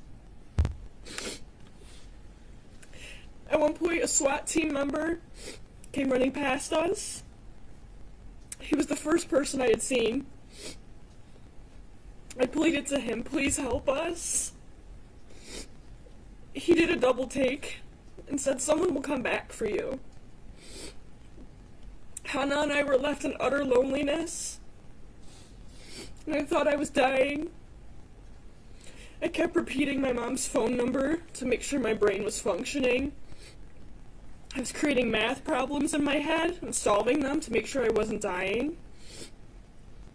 I continued to yell for help. 15 minutes of laying there absolutely helpless. 15 minutes of lying in a pool of my own blood. 15 minutes of hearing Hannah St. Juliana's last sounds while stroking her hair and trying to encourage her. When help finally came, they attended to Hannah, attempting to wrap a tourniquet around her. Someone eventually came for me too. I didn't know who it was, but I knew it was a man, and I later learned that that man was Mr. Ken Weaver. Mr. Weaver stayed with me, supporting my head and locating my wounds. He kept pressure on my entrance wound to stop the bleeding. Mr. Weaver fought to keep me awake and alive until the paramedics could attend to me. During the ambulance ride, I kept asking my paramedic, will I still be able to ride my horses? Will I ever be able to play basketball again? I kept asking these questions to the paramedic in the ambulance. These were my favorite activities while growing up. I was transported to St. Joseph's Hospital in Pontiac, where I stayed into January. During my hospital stay, I spent 1 week in the intensive care unit and over a month in the rehabilitation unit. The bullet entered me through my right clavicle and exited out the left side of my back. The bullet shattered my right clavicle, broke 2 of my ribs, and grazed my spine, causing a spinal cord injury. That night, I had an emergency surgery to remove a hematoma from my spinal cord, also to take out the shards of bone from around my spine, along with pieces of clothing that had entered along with the bullet. 1 week later, I had a clavicle repair surgery, where they stabilized my right clavicle with a titanium plate. During my almost 5-week stay in the rehab unit, I had to train myself to sit up unassisted. I had to relearn how to perform basic life tasks, like eating, brushing my teeth, showering, and getting dressed. I had to learn to walk again, as well as climb stairs. Prior to this event, I was being recruited to ride horses competitively on a college equestrian team. Unfortunately, I could not follow through with this opportunity. I've been riding horses my entire life. I've had several horses throughout my lifetime. They have provided me with years of happiness. Being able to swing a leg over my horse is my therapy. It's pure joy. I have not been able to do this in 2 years. Before November 30th, I also had a great job working at a golf and country club. I love my job and I love the people there. But unfortunately, I was unable to return to work and have not had a job since due to my disabled condition. I have not been able to earn any money for myself. 7 months after being discharged, I became a freshman at Michigan State University, where I'm continuing my education, carrying on with my life, because no one is ever going to stop me from living my life to the fullest. Michigan State has provided me with several accommodations, as I am still disabled and in extreme pain every single day. They were able to place me in a dorm that is close to all my classes. They provide transportation for me, since walking long distances is a battle. It was a 1-minute walk to the closest cafeteria. Without these accommodations, I would not have been able to complete my freshman year at Michigan State. This past summer, I underwent another spine surgery, where the surgeons fused my C6 to T7 vertebrae to stable my spine and correct a progressing deformity resulting from my injury. I was blessed to have found some excellent surgeons in New York City. My family and I spent 2 weeks recovering in New York. And Your Honor, to make everyone aware, back surgery is so hard. It causes intense pain and struggles. It's impossible to do anything yourself. I needed help just to roll over, sit up, stand up from a chair, get in and out of bed, and sip a glass of water. My 2 spine surgeries took the life out of me. Besides relearning daily life tasks, I had to stop playing tennis, riding horses, driving, and a whole list of other things that people can take for granted. Hanging out with my friends is hard, as the best I can do is sit down the whole time. I've been on a list of medications for the past 2 years, and I'm so tired of relying on medications to keep me out of my misery. I also have a thermoregulation disorder resulting from my spinal cord injury. With this condition, I'm unable to stay warm in cold weather or to keep my cool body warm, or keep my body cool during warm temperatures. This is a difficult condition to cope with, as I must keep the weather into consideration when making any plans, or just choose to stay indoors. Currently, I'm a sophomore at Michigan State University, where all these accommodations are still in place. Even though I am able to attend school, I'm still in constant pain. Every single day when I get out of bed, the physical pain hits me hard. For reference, Your Honor, it has been 738 days of constant physical and mental pain. It has been 738 days without playing basketball or tennis. It has been 738 days of not being able to ride my horse. It has been 738 days of reliving the tragedy in my head every single hour. It has been 738 days of living with PTSD, scared at the thought of someone hurting me again. It has been 738 days of living with survivor's guilt, knowing that I could not save Hannah St. Juliana. 738 days and counting. For the rest of my life, I will live with these struggles. Still to this day, I'm in physical therapy. Twice a week for an hour, I attend therapy, where my therapist helped to ease my ongoing pain. We are also working on regaining all the strength back that I have lost. I will never be able to ice skate again. I will likely never be able to take my future children sledding. I will never be able to ride a roller coaster or jump on a trampoline ever again. I will never be able to participate in intramural sports teams at my school. I will never be able to attend sports in the student section at school, as my pain is unbearable during events like these. My life has changed its path entirely. However, Your Honor, I refuse to let the cowardly acts of a person affect the rest of my life. I will continue and live on for those that we've lost. I will continue to walk around MSU's campus, strong and proud. I will continue to have compassion and spread love and joy and positivity everywhere I step foot. I will continue to advocate for those that have experienced something similar. I will proceed to stand up against gun violence in hopes that nothing like November 30th ever happens to anyone ever again. And nothing will ever stop me from living my life to the absolute fullest. No one will ever take my happiness away from me, because I'm the strongest person I know. Your Honor, I've experienced many blessings and met many angels along this journey. I've come to know the love, compassion, and support of a community. I have so much to be thankful for. I'm grateful that I have the opportunity to stand here before you and tell you my story. I'm so blessed with my family. They have walked with me every single step of the way. And their strength is astounding. During both of my hospital stays, I met so many amazing individuals who have become some of my best friends or my family. They have supported me through every single endeavor. They took care of me and poured their hearts into my recovery.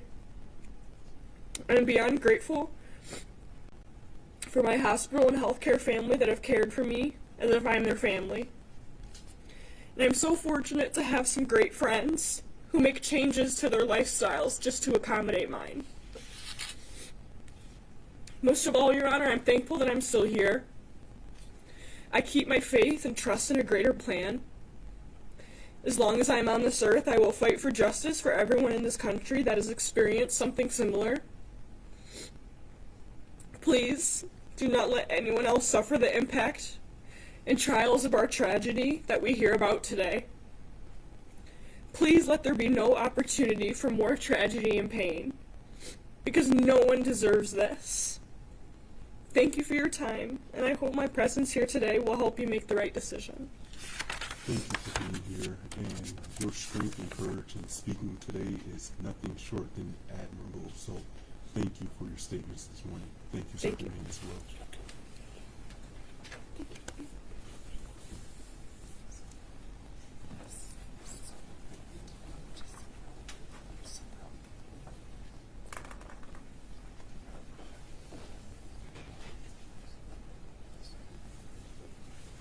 Thank you, people. Judge Ms. Riley Franz. Thank you.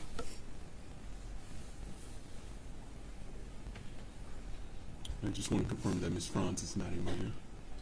Correct. She's not. Thank you. Good morning, ma'am. If you could, please state your name for the record. My name is Riley Franz. Thank you. You may proceed with your statement this morning.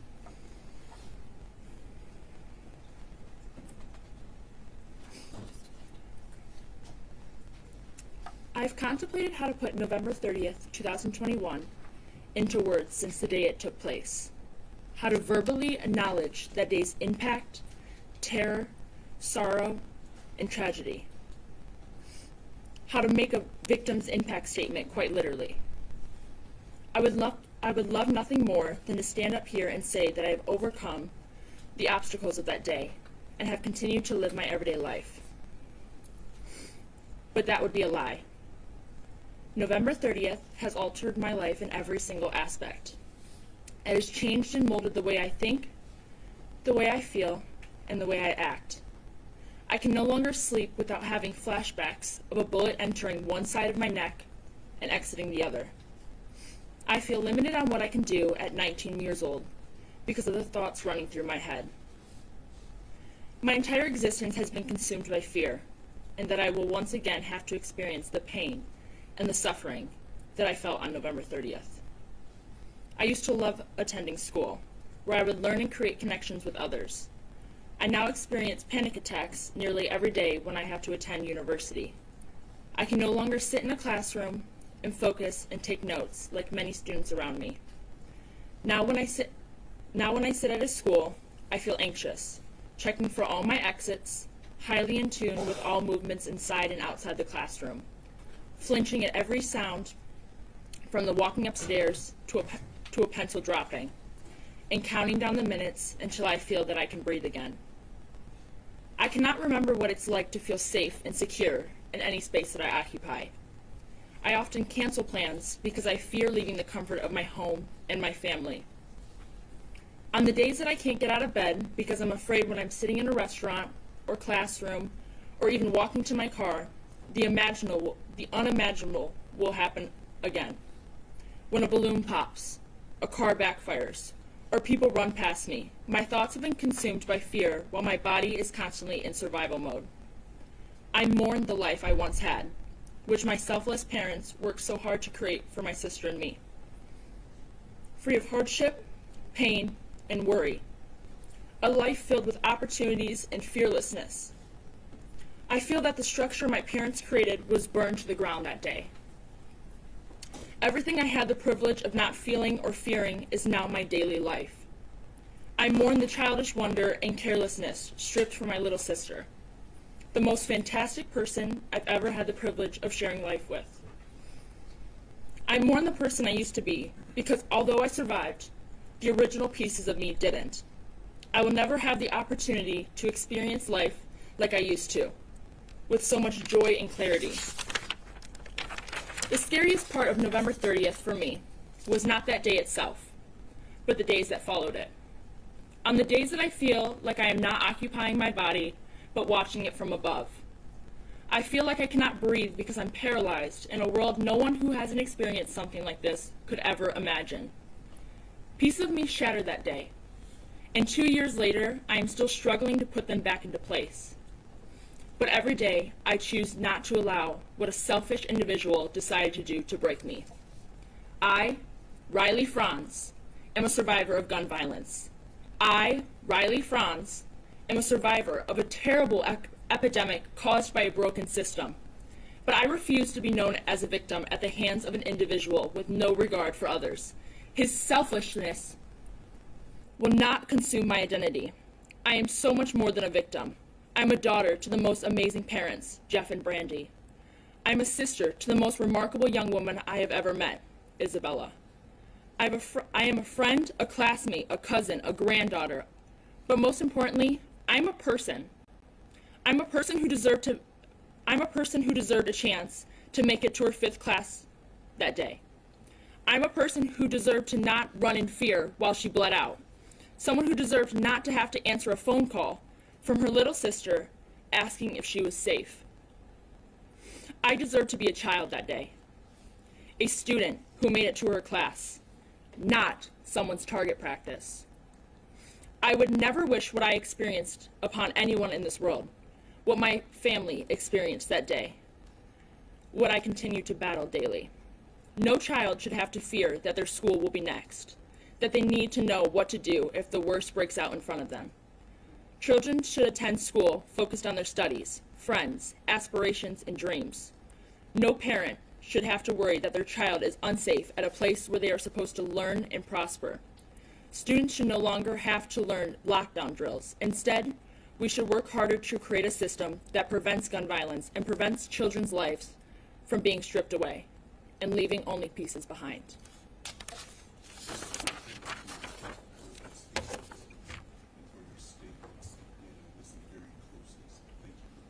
Thank you.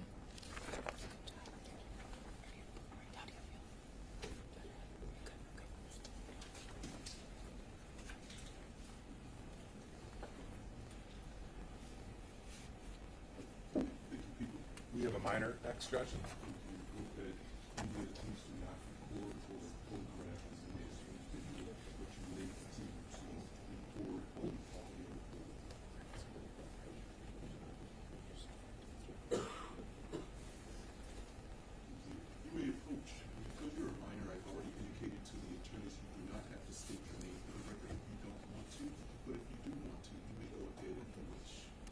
Okay, thank you.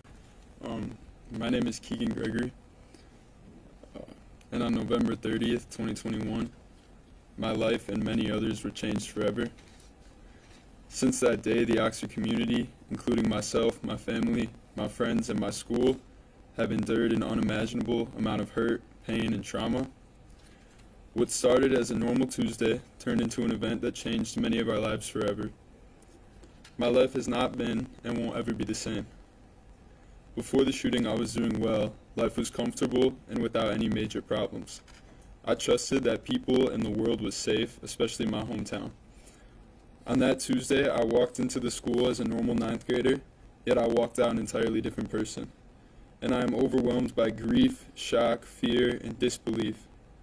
On that day, I was trapped in the bathroom with the perpetrator and with Justin Schilling. We were stuck helpless and cornered with no defense. I was right there when he was shot and killed, yet I couldn't do anything about it. I was in absolute disbelief and shock. It doesn't feel real that somebody has the capacity to kill people without any remorse, thought, or cause.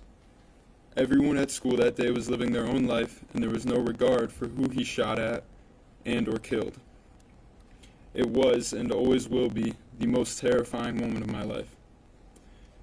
Being cornered with no option but to run out of the bathroom as fast as I could, hoping to live. Even after leaving the bathroom, I could see bodies on the floor, blood everywhere, and knew that some of my peers were now gone. It was the day when Justin's life was cut short and he had no choice or say in it all. I know that my life could have been taken as well that day. What started as shock and disbelief on November 30th and the days following slowly became fear that overwhelmed me and brought me to a dark place, filled with sadness and grief for the families who lost someone close to them, as well as the thoughts about what other students in the school and their families were going through. Those were and are the darkest moments of my life. I felt then, and still feel now, the guilt of surviving. I know that if it wasn't Justin's life that was taken, it could have been mine, and I am forever grateful for him for that. I almost feel guilty about being alive, knowing that Justin's family is living in grief. I remember meeting them for the first time and not knowing who they were, what they were going through, or how they would react.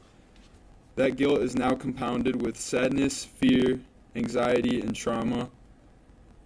It is insane that one person could change the course of so many lives with a single event and not care about them at all. My life and so many other lives were changed because of it. I did well in school, and yet after the shooting couldn't bring myself to go into school, let alone focus or learn anything. I didn't feel safe. This year I have finally been able to attend and be present in school. However, I still experience many triggers on a daily basis and have to work 10 times harder than I did before.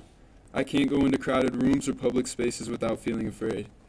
Initially, there was a constant thought of how can I escape, because I didn't and couldn't trust anybody. To this day, I still scan rooms and people whenever I'm somewhere new because I can no longer assume that the world is a safe place. At the time, I wouldn't speak about it because it was too much. No one could truly understand what we went through that day. I felt absolutely hopeless because I could barely function in my day-to-day life. My daytimes were filled with flashbacks, fear, grief, and paranoia. My nighttimes were sleepless and consumed with thoughts about the day. I had gained awareness of every noise and potential danger in my home, and nightmares that I had no control over. I couldn't find true rest or safety when I was awake or asleep, at home or in public, with people I knew or people I didn't know. There was no safe place to escape, not even in my mind. I continued to feel trapped in this new reality. Even knowing that there was a 0.01 chance of anything bad happening, the potential danger or harm is always in the back of my mind. With the past several months, my family moved out of state. It has been extremely difficult to meet new people because I didn't know who I can trust. Well, when I do meet new people, it's hard to explain to them what I went through on that day and the impact it has had on my life. They can't truly understand or relate. It's scary to know that there can be someone else in this world that has the potential to harm so many. It's harder to function in my day-to-day life while everything takes a little extra thought or precaution. I used to be good in school, now it's hard to be in the building, let alone socialize or learn when my brain is constantly operating from a place of fear and anxiety. My life is now full of what-ifs, and it's hard to present in the moment. He robbed me and the Oxford community of so many things. Thankfully, our community came together to support one another. But this came from a place of trauma and brokenness and should never have to be this way. So many people, including myself and my family, had to reshape, reorganize, and reschedule their lives financially to accommodate for the aftermath. The therapy appointments, groups, doctor appointments, community events, court dates, etc. When we were in our most vulnerable states, we had to endure the challenges and obstacles that come with the tragedy. There are so many things in our lives that won't ever be the same. We were ultimately robbed of our trust, safety, security, friends, school hobbies, and life as we knew it to be. Your Honor, I trust that you will assign a sentence that makes sure he won't ever hurt anyone again. No matter the outcome of the sentencing, I hope he can receive the counseling he needs to understand the impact of his actions that it had on the community and the people's lives. I hope one day he realizes how unnecessary it was. It's been over 2 years since that day, and I'm still very much in the process of healing. Not a day goes by that I don't think about it or feel the impact. My hope is that one day things will steady out and my day-to-day life will become easier. I hope that we can all heal to a point of living without feeling afraid, anxious, hopeless, or guilty. I hope this is something that will grow with me and strengthen me, but no longer define me. I hope we can all get to a place where November 30th, 2021 is a day of remembering the lives who were taken and is no longer remembered in the way the perpetrator had intended. I hope we will come out of this stronger than we were before to carry on the legacies of the four lost.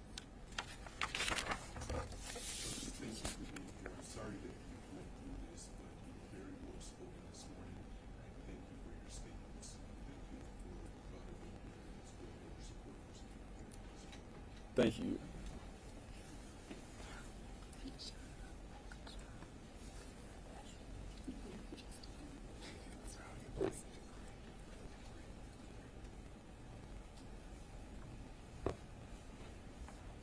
Judge, we have a minor next as well.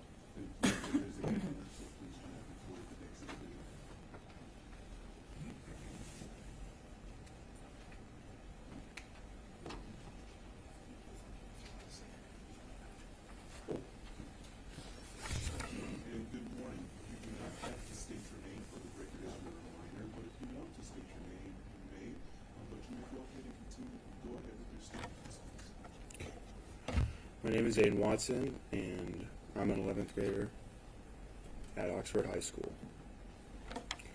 Your Honor, in 2021, I started my first year of high school, and it was my first year back to seated classes after a year of doing online because of COVID. I was really excited to be in high school and go to this class called Radio, TV, and Film because I wanted to be an audio engineer. I love to edit videos and work on anything audio-visual. At home, I would set up concerts for my family with special lighting, microphones, speakers, videos, and a stage. At church, I was helping out with sound, doing lights for VBS, and I started doing some DJing stuff for events and grad parties. I couldn't wait to grow up and move to California to work in the movies. Around the end of October, threats started happening at the school. I remember the deer head and a picture of a bird in a jar. I remember being on the bus and my friend showed me in a group chat a threat that scared me enough to call my mom and ask to come home. I didn't go home that day. I also didn't get shot that day. I remember that was the first time I was really scared that something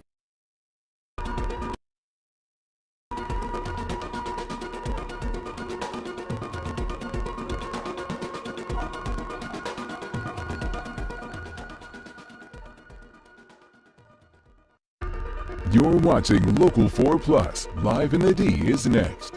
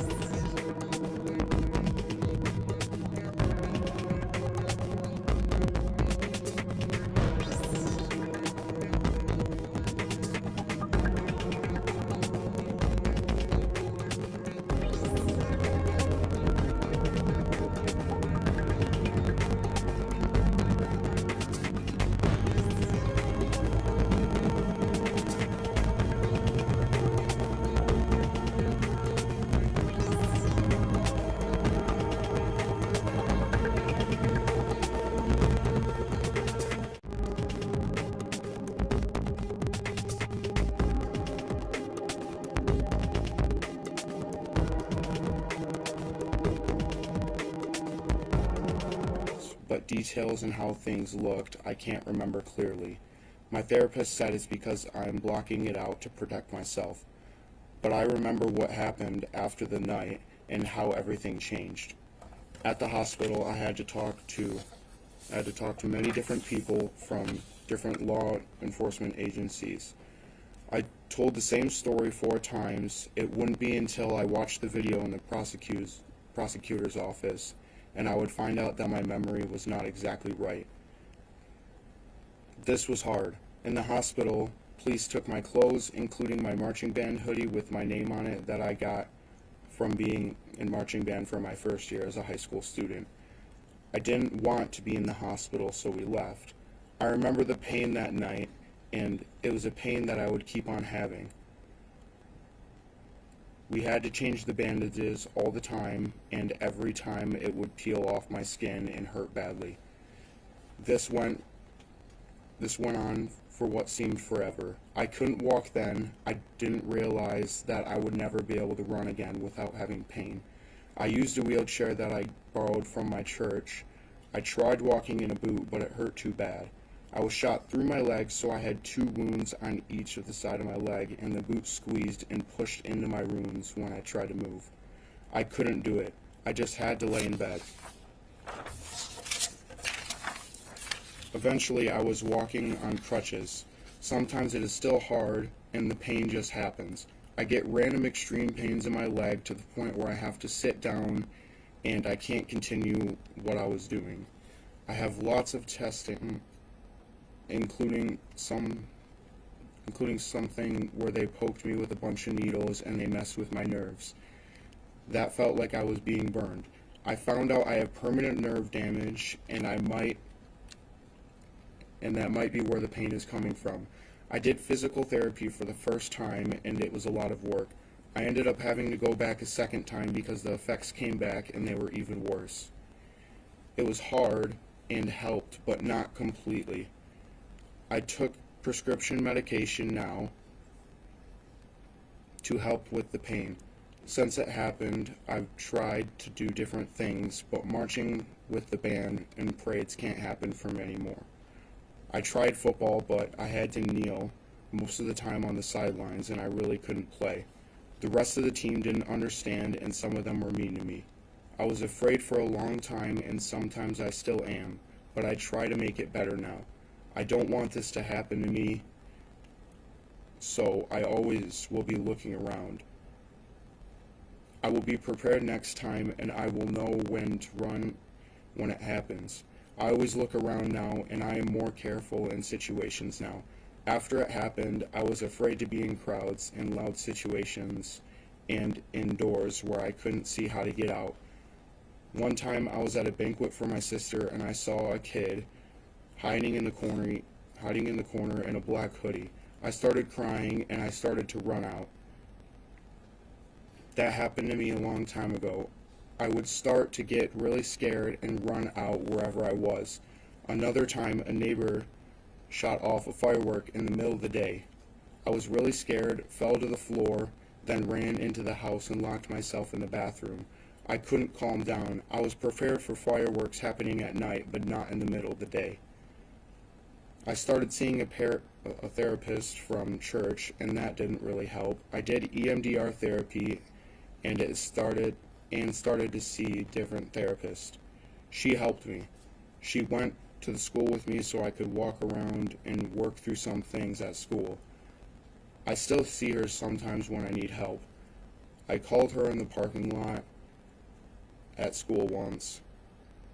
This was probably a year after it happened. That year, though, I never went back to the school alone. I remember when everyone went back and I couldn't do it.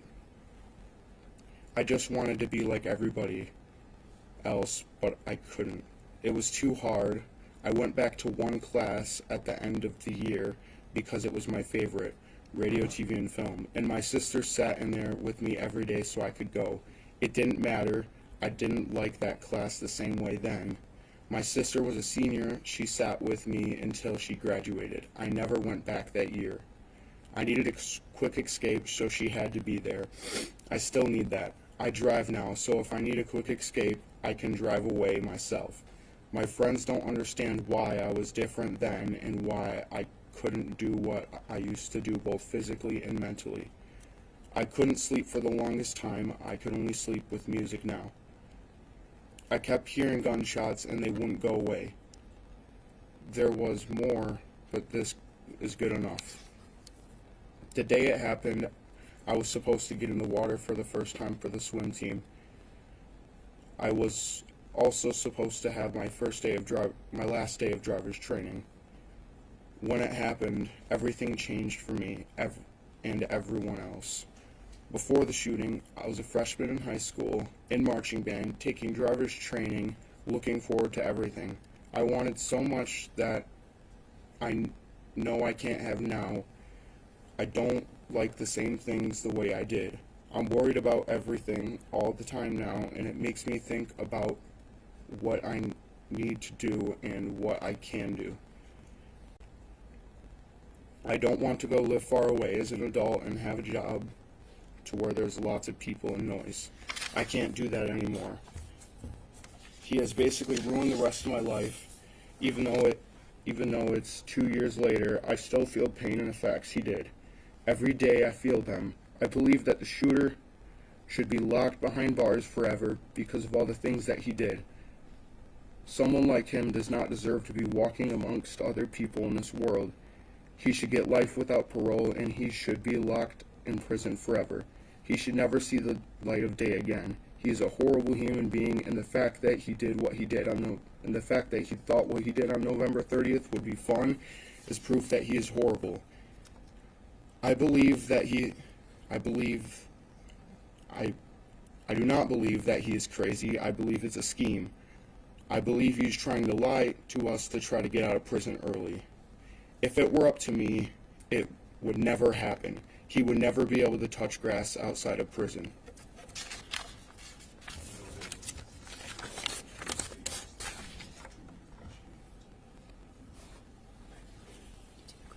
With that, I'm going to take 5. While the deputies are removing the defendant from the courtroom, everyone in the gallery, please seat. With that, deputies may take the defendant. Just before we break the council line, after he exits.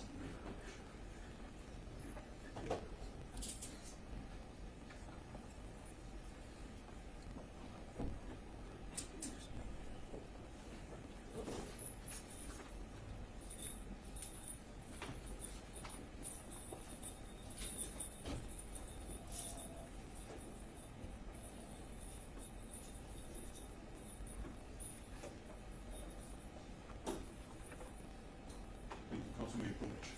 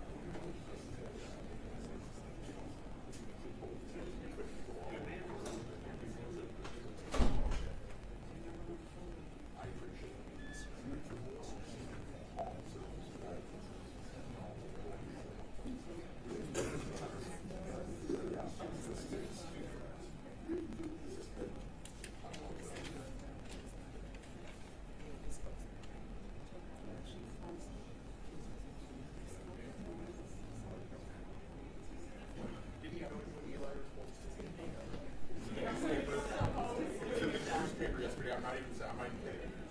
Ask him about it. His mom made a comment on Facebook about it. She's like, what the hell?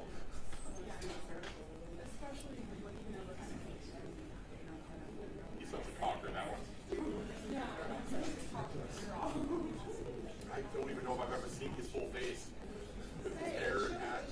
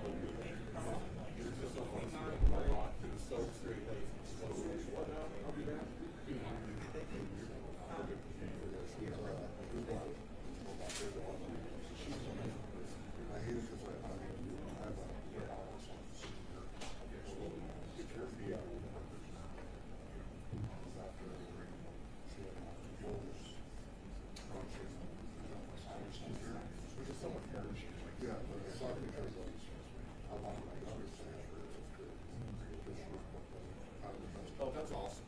And then Jay was his oldest son's fifth grade teacher.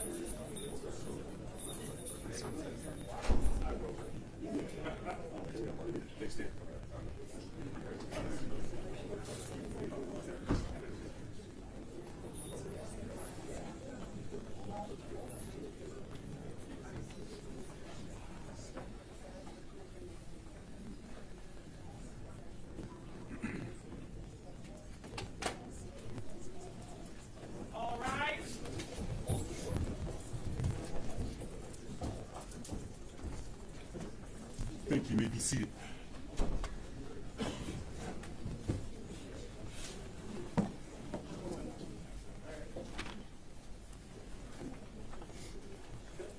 Your Honor, calling People versus Ethan Crumley, case number 2022-279-506, Thank you. Appearances for the record. Karen McDonald on behalf of the people. Thank you, Mark Keith, on behalf of people. Thank you. Paul Michelle Watson on behalf of the defendant. Amy Cobb on behalf of Ethan Crumley. Thank you. With that, you may. I'm sorry. Thank you, Mr. Kelvin. My apologies. I didn't see you back there. With that, everyone may be seated. We'll let people come into the courtroom and be quiet, please, so we can continue with the proceedings.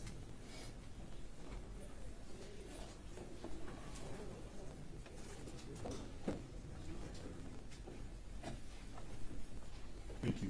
With that, people, you may proceed. Thank you. Ms. Linda Watson. Thank you. Good morning, ma'am. Good morning. Could please state your name for the record. Linda Watson. Thank you. You may go ahead and proceed with your statement. Thank you. Thank you, Your Honor, for allowing me to speak today on behalf of my family, and thank you to the prosecution and the advocates and the Resiliency Center and the community of supporters, and mostly thank you to these folks back here who we've grown to know through the worst of circumstances. To the shooter, you can look away and you can look down, but your ears are still open, so listen. Almost everything since November 30th has been hard and felt impossible for my family. That day at 12:53, my cell phone rang. It was my youngest son, Aiden. That was a moment I will never forget. He was screaming, "Mom, I've been shot, help me. There's a school shooter." I didn't know exactly where he was in the school at the time, if the danger was over, or if he was even safe. At first I told him to hide, but then he told me he was running outside. It was snowy that day, so I told him to bury himself in the snow. I didn't know if he was being chased. I didn't even grasp the gravity of the situation. All I knew in the moment was that my son was shot and he needed me. While still on the phone with him, I could hear him getting into some stranger's car. I felt helpless and terrified. I didn't know if my son just went from one dangerous situation to another. I didn't know how badly he was hurt, where he was shot. I was trying to figure out where he was going, and I couldn't find the business on Google that the man was driving him to. Everything seemed to be going in slow motion. I made it to the intersection by the high school, and even though I couldn't see the school, everything was quiet. No police, no ambulance, no sirens, nothing. I must have gotten there so quickly, despite it feeling like forever. I just sat there trying to figure out where Aiden was. He wasn't on the phone anymore. I called my husband screaming that Aiden had been shot, and then I hung up the phone. I didn't even tell him Aiden was okay because I didn't know Aiden was okay. I called my other two kids. My oldest was driving home. He was safe. My daughter was a senior at Oxford that year. I couldn't remember if she was in school that day or if she was off-site on another class. She was safe. Even though it was only minutes, it felt like a lifetime before I found Aiden. When I got to the building, he was sitting in a chair with his leg up. I remember sobbing while holding him. That was hard and felt impossible, but I found him. There was a lot of blood. It covered his shoe and his pants. He was being so strong, and I didn't know that he was in shock.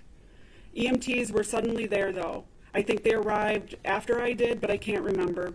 I could hear calls coming in on the EMT's radio, increasing in frequency and intensity more and more. They wrapped his leg and directed me to take him to the hospital in Pontiac, telling me that they had to leave because there was a great need at the high school.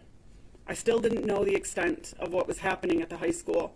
All I knew is that they were leaving and my son had been shot. That was hard and felt impossible. But together with the people at the business, we put Aiden on an office chair that had wheels, and we rolled him to the car. By the time we got to Lapeer Road, the quiet was gone. Every first responder from what seemed like everywhere was driving towards us. There were so many sirens, so many lights, so many first responders that traffic we were driving with kept stopping and pulling over. We kept having to stop. I can't remember when I started to scream, but at some point I was screaming and driving around traffic on the shoulder, zigzagging in and out of traffic. I didn't know if we would get pulled over, and I think I almost hoped we would so they would get him to the hospital faster. I kept thinking I wasn't going to make it, and at one point I couldn't see through the tears. That's when Aiden started to comfort me. That's my boy, my sweet, sincere, loving boy who always looks out for his family. He had been shot, was bleeding through the wrap onto the dashboard, trying to hold his leg up, and he was just trying to make sure I was okay. I wish I could say that was the last time I lost it like that, but it wasn't. I wish I could say that my boy stayed the same sweet child that he was that day. But shock wears off and trauma sets in and people change. Seeing that happen to your child is hard, and it's impossible to work through, but we keep trying. We made it to the hospital. Doctors came from everywhere and swarmed him. They brought an x-ray machine to him. He was repeatedly questioned, had a police officer stationed at his bed. There were two other kids right by Aiden from Oxford. One boy sitting in his bed alone, holding his face, bleeding. Then his mom arrived. I didn't know her, but I know her now. I would learn all of their names, those that died and those that were injured. I would meet their parents in court and in other ways. We would go through this hell together, yet still feel so alone. We would cry together, advocate together, try sometimes in vain to make anything better that we could. This is hard and feels impossible, but we don't give up. While we were in the hospital, we were getting texts and calls. We learned really what happened. Hannah, Madison, and Tate didn't make it that day. The following day, Justin lost his life in the same hospital we took Aiden to. It was hard to learn about and felt impossible to comprehend, but it was the beginning of our new reality. And though I knew what had happened then, I wasn't prepared for how things would be and how hard they would be and how everything would change for us. That night, no one slept but Aiden. We were on alert to watch for compartment syndrome and learning how to tend to his wounds and changing his bandages. I cried all night. Aiden slept with pain medication, and the next morning I was so grateful when he woke up. I put my head on his chest just to hear his heartbeat, grateful he was alive because some parents didn't have that the next morning. He bled through the bandages and the wrap onto the pillow that was propping up his leg that first night. It wouldn't be the last time something like that happened either. It became common to have his clothes, pillows, blankets, and sheets stained. 47 days after my son was shot, both wounds finally scabbed over, though we did have some breakthrough bleeding. Before the bleeding stopped, however, black discharge from the burn of the bullet, blood from his wound, and yellow pus and fluid would ooze from his wounds. We were instructed to do something called a wet to dry bandage, changing it 3 times a day. Every time we changed it, when we pulled it off, no matter how slowly we did it, the method we tried, the type of sterile pads we used, it removed his skin, made him bleed, and caused him pain over and over again. I used to have to cut sterile pads in half because we didn't have enough due to all the bleeding and the drainage. I remember having to wash out ace bandages and hang them in my shower to dry. He became dependent on the wrap that covered those bandages. He wouldn't give it up for months. He insisted he needed it to protect it. We didn't argue. We just kept washing them. I didn't have what I needed to help him at first. That was hard and felt impossible. But people from the community came to our home and they brought us supplies to help our son. He needed help getting to the toilet and bathing. He couldn't walk and he couldn't get the wound or the bandage wet. It was like a return to infancy. But now washing my son in a medical chair instead of a baby bath. I also had to give his foot and leg sponge baths. His skin started to flake, callous, change colors between the wounds. Even though it caused him so much pain, we had to properly clean the space between the wounds to prevent infection. That seemed to be really painful for him, and he developed a large indentation across his leg as he healed, where the bullet had destroyed part of his leg, taken muscle, damaging nerves, and removing tissue. He required personal care services around the clock because he couldn't walk, toilet, and had to be brought food to eat while lying down. I remember worrying about not being able to go back to work, about insurance, and paying our bills. I would hide and cry on the bathroom floor so he wouldn't see. Being so upset I couldn't stop throwing up because I didn't know if we were going to be okay financially, if I couldn't go back to work because I carried the benefits for our family. But it didn't matter because I wasn't going to leave him. My husband was off work too, and we just didn't know how to be anymore. We couldn't function. We only knew we had to be there for him and for our family. That was hard and it felt impossible, but we took care of each other because that's what family does. That's what good parents do. I remember how our family was before this, though. Everything we had to do since this, how it weighed on us, how it changed us. I wouldn't describe myself as a helicopter parent before, but definitely an involved parent. Now I'm always afraid of losing Aiden and my other kids. I'm overprotective, worried, and I can't let go. I'm definitely a helicopter parent now. When Aiden was ready to start being around other people, one of his siblings would go with him. My other son could blend better at an all-kids support group than adults. Aiden tried to go once, but he couldn't go back. It was too hard. When Aiden tried to go back to school just to see how it was, you just heard from him. My daughter would go with him. She audited a class with him she wasn't registered in for the entire rest of the year before she graduated so he could go. Most days he couldn't make it anyway. Even as he progressed and we made it to the summer after the shooting, after my daughter had graduated, she went with him to band camp. It helped Aiden, but he didn't make it through band camp either. He called me crying in pain and he was scared. I ended up with him, bringing him Vicodin and a scooter so he could get around. That was hard and felt impossible, but his siblings were there for him when he needed him, and we modified things to make it through. He had his first panic attack at his grandma's house the Christmas after the shooting. It was the first, but it wouldn't be the last. And honestly, at this point, I've lost count. Like when we were shopping in IKEA almost a year after the shooting, and he said, "I gotta get out of here," because he felt trapped and started to have a panic attack. Or when an unexpected and loud firework on a July afternoon sent him rushing into the house, crying and angry, where he sat on the floor. He was so mad because he had made it through fireworks just the day before. But you see, those are the ones he prepared for. That was hard and felt impossible, but that is what we must do now. Lots and lots of preparation to get through anything. Though you cannot prepare for everything, like when a balloon popped at a sporting event and we had to leave over a year later after the shooting. At one point, we had to stay in a hotel because construction noise, such as nail guns, sounds too much like real guns. Every time we learned a new trigger, we had to develop a new plan. We were and always are in crisis management mode. He used to have terrible nightmares and hear gunshots that weren't there when he was awake. Noises are hard, but absolute silence was impossible. So we bought special headphones he could sleep in and a music subscription. It didn't take it away when he was awake, but it did help him sleep. Something that stands out like it was yesterday is the look on his face when he tried to run for the first time. When he realized he couldn't do it, the pain was too much and it stopped him. I remember how confused he was at first. It was devastating to see his realization, his pain and sadness simultaneously. That was so hard and definitely felt impossible. But he's done so much work in PT since then to get where he is now, yet he still is not where he should be if it never happened. Aiden still doesn't go to high school for a full day 2 years later. He's never been able to work back up to that. The year after the shooting, after his sister graduated, he didn't have her to be with him. He also didn't have what he referred to as a quick escape, because that was his term for the ability to get out of the school if he needed to. We had a plan for that too. Last year at the beginning of the school year, I had to drop him off and sit in my car in the parking lot for the few hours that he was there each day. That was hard and felt impossible to send him back to school at all. But he learned to drive, and we created a process with the school that included a special contact he would have.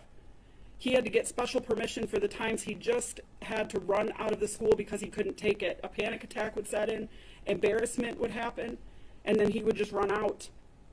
Even with the process, the accommodations, and the planning, still some staff and some of his peers don't get it. They're either clueless, not informed, don't care, or are indifferent. But they don't understand how hard and impossible everything is most days for Aiden.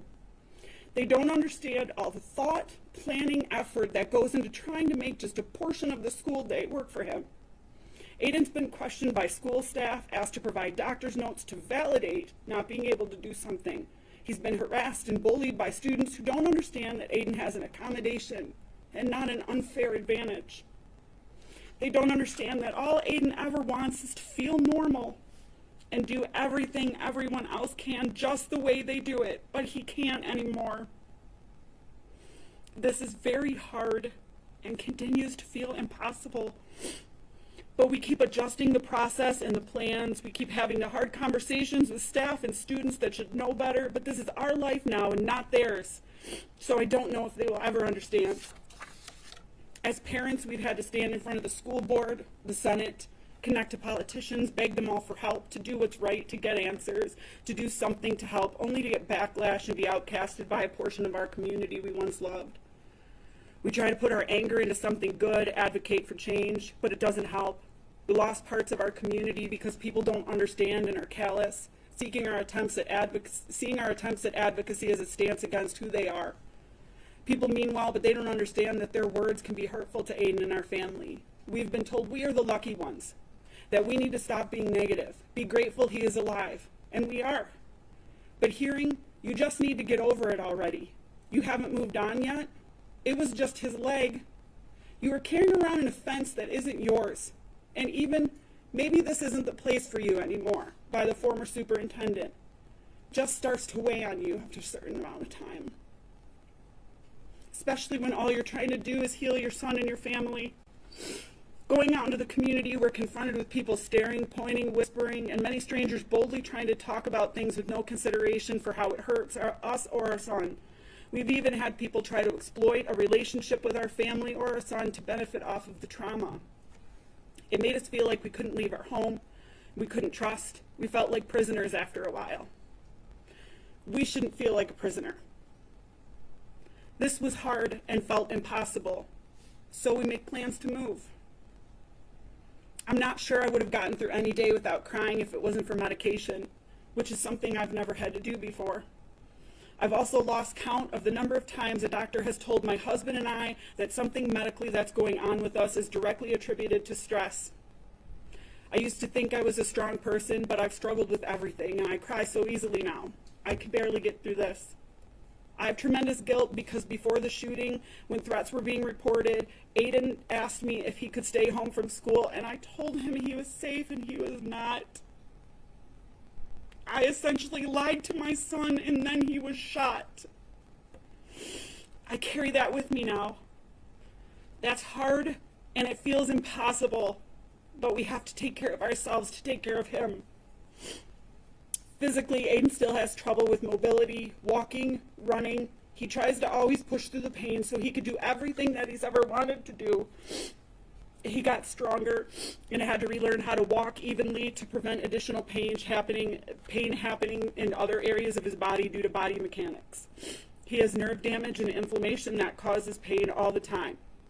The pain that at 2 years post-incident, per the doctors, will be as good as it gets now. We hope they are wrong. He takes prescription pain medication on a regular basis. He wears compression when he knows he'll be on his feet for a long time. Different recommendations for treatment have been more hurtful than helpful, like gabapentin and a TENS machine that sent him screaming, crying to the ground. When he knows he cannot do things, he just has to miss school or activities, and when he tries to do things and figures out he cannot, he just sits or kneels, often facing ridicule from a lack of understanding. Mentally, Aiden still has work he's doing. Every time there's another shooting, it's a setback. Every time there's another threat, it's a setback. When Aiden's older brother was at MSU in February of 23, we received an alert from an active shooter on campus. Aiden started texting his brother, telling him how to survive a school shooting. After that, it was hard again. Aiden struggled with going back to school again, and that happens anytime something happens. I recognize the attendance secretary at the school just by her voice now, and when I call him out of school, I'm not even sure I need to say who I am anymore. She just knows who we are and why we're calling. We can't move on like the rest of the world. We don't get to. Everything, no matter how hard, how big, how little it is, will always be more to us. I've had so many conversations with my son that no advice or preparation could help with. Like when Aiden was preparing to go back to school long after everyone else returned, we found him looking at bulletproof backpacks and clothing. He told us he planned to never be taken by surprise again, that he would be prepared. That is hard and felt impossible, but it is what it is. We get through it all with plans, conversations, music, tears, help, bandages, doctor's visits, wheelchairs, crutches, a walking boot, physical therapy, EMDR, therapists, medications, compressions, TENS machines, and anything else we can try because we will work to help him feel physically better and mentally safe. I really thought about not sharing my statement because of something we heard during the court proceedings that the shooter said he wanted the parents of those who passed to suffer. My kid is alive, and for that we're grateful. And we have suffered. And for that reason, I am speaking. Because I want him to know that he did cause suffering. But what will happen next in his life and next in our lives will be the exact opposite. We will move on. He will not. Just because it's hard and pretty much always feels impossible, we don't give up because we can't and we won't. This isn't just a part of our life, it is our life now. There's been so much that Aiden has gone through because of this, and I didn't cover it all. I left off some of the most painful and uncomfortable things because this is all the shooter will get from us, forever and ever. What a bullet and the shooter took from Aiden and our family is hard and impossible to describe completely. Aiden will be dealing with this for the rest of his life. There's no sentence that can take that away or change that. No sentence that can make the shooter understand or feel what our family has felt and still feels. My son will have to live with pain, trauma, and limitations because of this forever. So too should the shooter have to deal with the consequences of his actions by being incarcerated for the rest of his life. For everything that we have experienced that's hard and felt impossible, the shooter, this monster, should have to feel everything hard and painful and impossible for the rest of his life. The closest thing we can get to that is life in prison. There should never be a possibility of my son coming across the shooter at any point in his life. Aiden doesn't deserve to have that be another fear he has to live with because of him. Otherwise, there is no justice. Thank you. Thank you. And thank you for being here, ma'am. I know that it's not easy for you to do, so thank you for your statement. I listened very closely, and your statements did not fall on deaf ears, so I truly appreciate you being here this morning. Thank you. You're very welcome.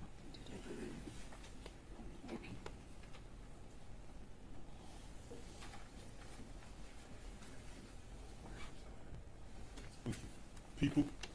Thank you, Judge. Ms. Liliana Alvarado. Thank you, and good morning, ma'am. If you could please state your name. Liliana Alvarado. Thank you, and good morning to you. You may go ahead and proceed with your statement. Okay.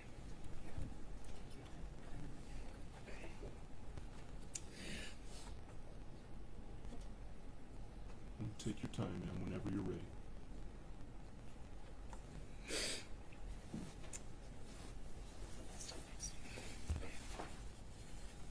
Tuesday, November 30th, 2021 is a day I will never forget.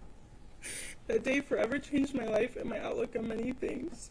It started out just like any other morning. Dropped my sister off at the high school. After I dropped my brother off at the doors at the middle school, then went to park at the middle school. I waited for my best friend because she was always late and we always walked together. As we walked, we went to the middle school for mentorship for the Bully Busters. As we walked in, everybody was already in the library, sitting in a circle, laughing really loud. We asked what was so funny because we were so lost. That's when Tate showed us his phone of giraffes fighting. He was laughing so hard. Soon after, we went and taught 6th graders our lesson. And then after that, I went back to Oxford High School and continued my day not knowing what I was walking into. Within 4 hours, I would be running for my life, fighting and praying to walk back out. It changed everything. I used to not be scared to go to school, the store, get my nails done, take my dog on a walk, go to the gym, just daily things I would normally do. But today, anywhere but home, I'm scared of the possible outcome. I'm scared of the outcomes that may happen. I'm always ready for something to happen. Growing up, I was always outgoing and down for whatever as long as we had fun, and now I feel like I'm restricted on what I can do because of the fear I developed after the incident. Kids should not have to fear going to school or have to worry about if they're going to make it home at the end of the day to their family or their family worrying about their children at school. This incident not only took a mental toll on myself, but everybody in the community. My little sister, who was 8 years old at the time of the shooting, can't go to school in person anymore because of her constant anxiety. How is that fair? Anytime I'm out, I always scan the room for the nearest exit, and if the room doesn't have an exit, I typically don't go. I always watch everybody's body language, and after a while, that also has a toll on my mental health. I remember a couple nights after the shooting happened, I couldn't sleep in my room by myself because every little sound I heard felt like it was happening again. I had to go to therapy and learn to deal with anxiety and being okay even when I wasn't okay, and I still struggle with that today. When I go home for break from school, I'm excited to see my friends and family, but whenever I come back to Oxford, I can still remember everything. It's an instant reminder. To this day, I can still hear gunshots and sirens. It's even to the point when I see sirens, sometimes I have a full-on panic attack. Mental health is a big thing that shouldn't be looked past. Life shouldn't be like this for anybody, but especially kids or teenagers. School should be a safe spot to go and get our education, not to run from bullets or develop fear and constant anxiety. So, Judge, as we move forward, I pray this disgusting, filthy human being gets life without parole. Thank you all for listening to me. Thank you, and thank you for your strength and courage in speaking here in court this now afternoon. So, thank you for being here. Thank you.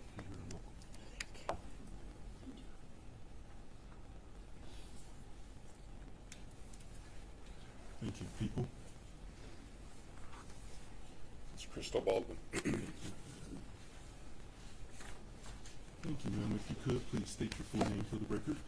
Crystal Baldwin. Thank you. You may go ahead and proceed with your statements this afternoon. Thank you. To the Honorable K. Rowe.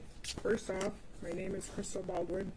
I am the mother of Mason Baldwin, who was a freshman and present in Oxford High School on November 30th, 2021. He was in room 256.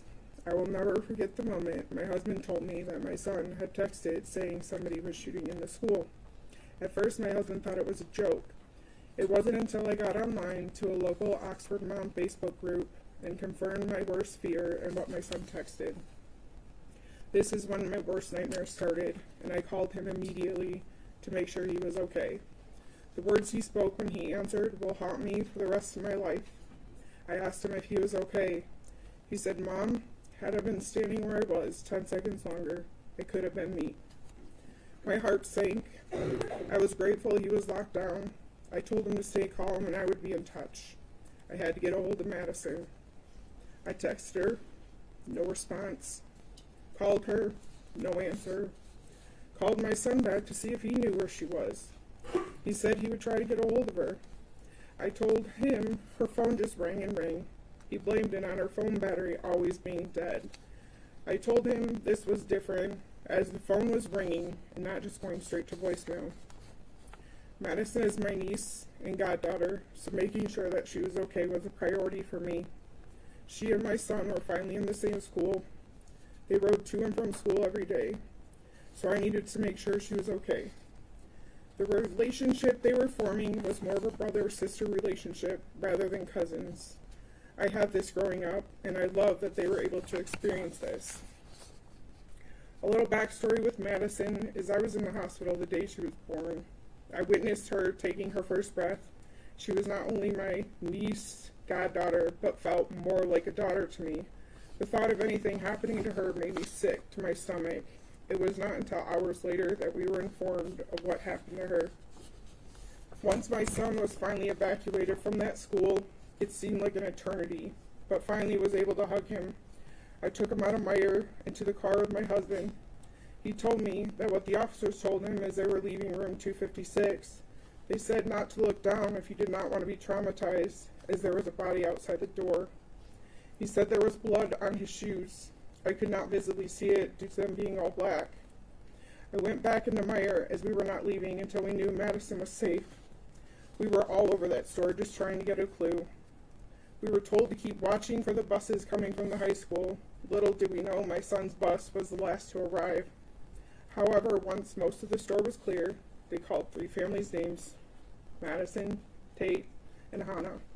We were led into a very small office as if we were sardines in a tin can. The officer just came right out to say, "We have news on the 3 students. They are deceased." In that moment, my whole world stopped. I heard the words and froze as if the world was spinning and I was standing still. Then came the cries and screaming from Madison's parents. The father of another student punched through the clock on the wall and continued to punch all the way down the wall until he was on the floor. I knew I was needed, so tried to comfort where I could in disbelief that this was, in fact, a real-life nightmare. I had to then make phone calls to let people know, as we had so many people looking for Madison. Those were the worst phone calls I've ever had to make. My husband was in the parking lot in my car. He just screamed and started punching the dashboard. That is how my kids found out that their cousin was killed that day. Both came into Meyer to confirm I was not lying. The look on their faces was just devastating. Walking slowly, faces red and tears streaming down their faces. I say all of this to paint a picture of the nightmare this 15-year-old caused on November 30th, 2021. I had a freshman, Mason, starting his high school journey, a time where he should be enjoying the last 4 years of school before becoming an adult, trying to decide what he wants to do with his life. My niece, a senior, that should have been doing college visits and finalizing applications to these colleges.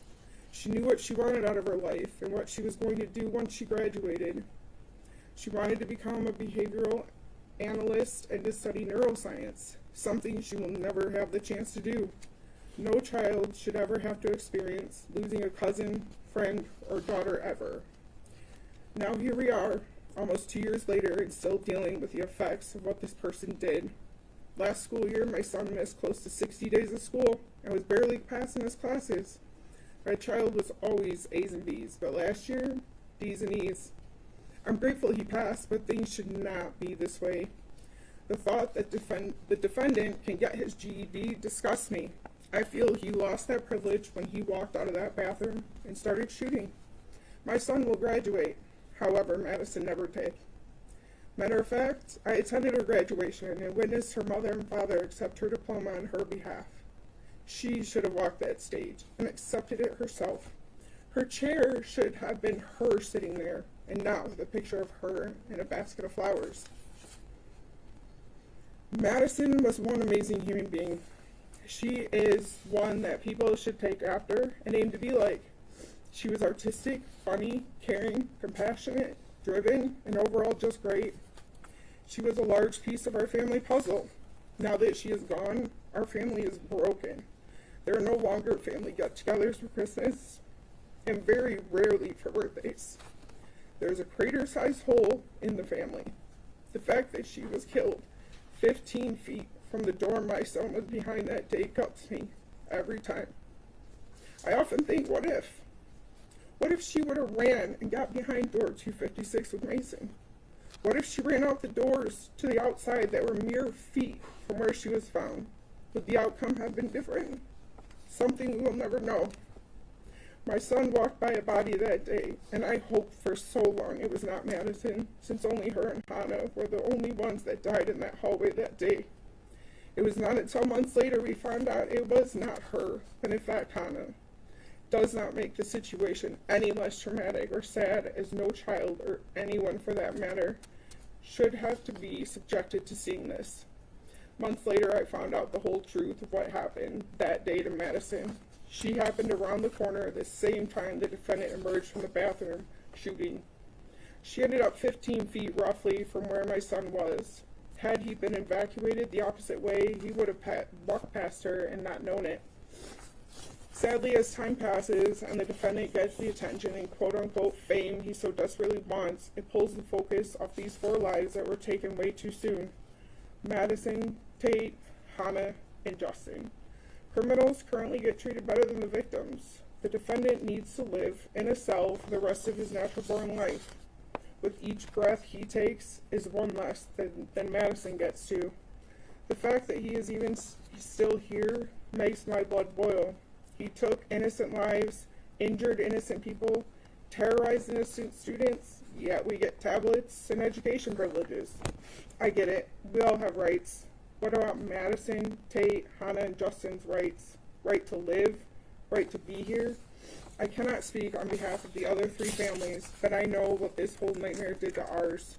Our whole world crumbled that day, and we are still attempting to glue the pieces back together, which they will never fit the same. Madison will never get to fulfill her dreams of graduating, going to college, getting married, having kids, and just enjoying what life has to offer. She was slated to do great things, and please know that she would have done just that and so much more if she were still here. Why? Because the defendant took that from her. She was scared for her life, cowering down, covering her head, I'm sure just hoping he would keep walking and let her live. But no, the defendant had to execute her as if she was some kind of threat to him, which she was not, nor would she have ever been. Madison was the nicest person you would ever meet. If everyone aspired to be half the person she was, this world would be that much more of a happier place. She was a senior, as I stated before. She had only been in Oxford High School for 3 months as she transferred from Clarkson schools. She barely knew anyone. She was in the wrong place at the wrong time, which gives the defendant no right to execute a scared girl because he needs to, quote-unquote, teach a lesson. No right to shoot anyone for that matter. He obviously missed a lot of lessons in life, whether it was from his parents, peers, or teachers. There are a lot of people in this world that have been subjected to a less than desirable home life or set of circumstances, but you do not see them out shooting up their school. It seems from everything that has come out, the defendant planned for months. researched outcomes, notated response times, mapped exits, and openly accepted his fate of spending his life in prison. So I ask you, do you feel like a 15-year-old, now 17, that put so much time and effort into this attack deserves to ever step out of those prison walls one day? I do not care that he had lousy parents. Maybe his brain is not fully developed, but he knows the difference between right and wrong.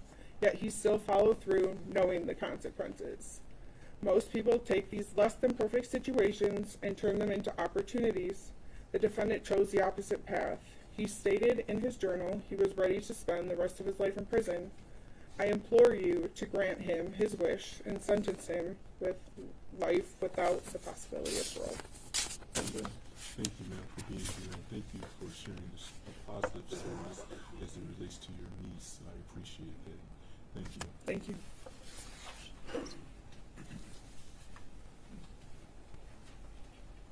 Thank you. People? Do we have a minor text? Thank you. If we could, please not record the minor or photograph the minor.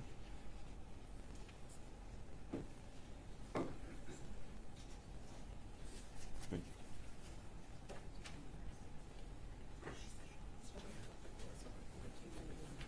Thank you, and good morning. Because you're a minor, you do not have to say your name if you do not want to, but of course, if you wish to, you could go ahead and state your name. With that, you may go ahead with your statement this afternoon. My name is Avery Bluenstein. I'm a junior at Oxford High School, and today I want you to look at me. I have faith that the justice system will do its job, and you will never see me in person. So today, I want you to look at me, because it'll be the only chance you'll ever get to. As I stand here today, I'm 16 years old, and I'm a junior at Oxford High School. I was 14 when you shot people right outside my classroom. As I think about it now, I can feel the adrenaline running through my veins. I was a freshman in room 256, my world history class. I sat on the floor of room 256, and there was no doubt in my mind. I was certain I was about to be murdered. More than thinking about myself, I thought about my sister, who I shared a room with. That night, she would come home to our shared room, and she would be alone. Would she get any sleep? Could she ever again? And at my funeral, what would they even talk about? I haven't accomplished anything. I was 14. I'm not done living. I wouldn't be able to hug my parents goodbye as I left for college. I thought I was never going to be able to get married because it was all about to end here in my history class. I hoped and prayed, please, when I get shot, don't let it be my face. My family wouldn't be able to handle it if I lost my face. Could my friends say goodbye if I didn't look like myself? November the 30th, 2021, I was given my very own life sentence. I was only 14. I am now sentenced to a lifetime of PTSD. I've spent hundreds of hours in therapy offices, and I've spent all my tears on this for so long. Whatever punishment the shooter gets, it will not be enough. Nothing could ever be enough. You took Hannah St. Juliana. She was so strong. She could have lived, but you stopped in your tracks and you shot her again. She didn't deserve it. My teachers, in the beginning of November, had made arrangements so I would sit with Hannah in my classes, because I was new to Oxford that year. My teachers looked through my schedule, and they looked for kids that I had a lot of classes with, and Hannah was on that list, and they knew her, and they knew that she was kind, so they told my teachers to set me with her. She was so talkative and friendly. Tate, Justin, and Madison didn't deserve it either. The only person who does is you, but much worse. In room 256, a boy announced while we were still in the class hiding, after looking at his phone, that Hannah had been shot. She was supposed to be there with me. The only thing I could think of was to text her. I, of course, didn't get a reply. She was supposed to be in my 5th hour class with me. As I was waiting for her reply, I thought, this can't be real. Come December, we'd be back sitting in history class. That night, I saw Hannah's face on the news. She was confirmed dead. Hannah had so much potential.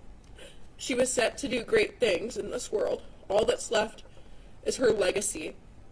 I used to have Hannah on the app Snapchat, and there's a feature on there where you can see where your friends are. It's called Snap Maps, and when you open up the program, it shows where your friends are. And I remember after I'd come home that day, I could still see her icon on the map, so I kept that hope that maybe she was fine. And even after, I would still see that whenever someone opened up her phone. I will never have an ounce of forgiveness for you. I will only learn to forgive myself. Because I didn't deserve this. My community didn't deserve this. I still have faith in people. I still believe that most people are good. You didn't rob me of my kind heart, even though I'm sure you wanted to. I am 10 times stronger than you will ever be. You do not have any power over me. After today, I live my life, you will go behind bars, and I'll never have to see your face again. You are a waste of space. I'm not sorry to say that. You're not special. You don't have a divine right. You're just an insecure, weak, fragile, insecure boy who could not deal with his own problems. Your name will never be said. Now, the rest of us are left with the pieces, and I'm going to ask you one more time to please look at me. Thank you. Thank you for being here and your courage to speak this afternoon. I know it took a lot, so thank you. Thank you.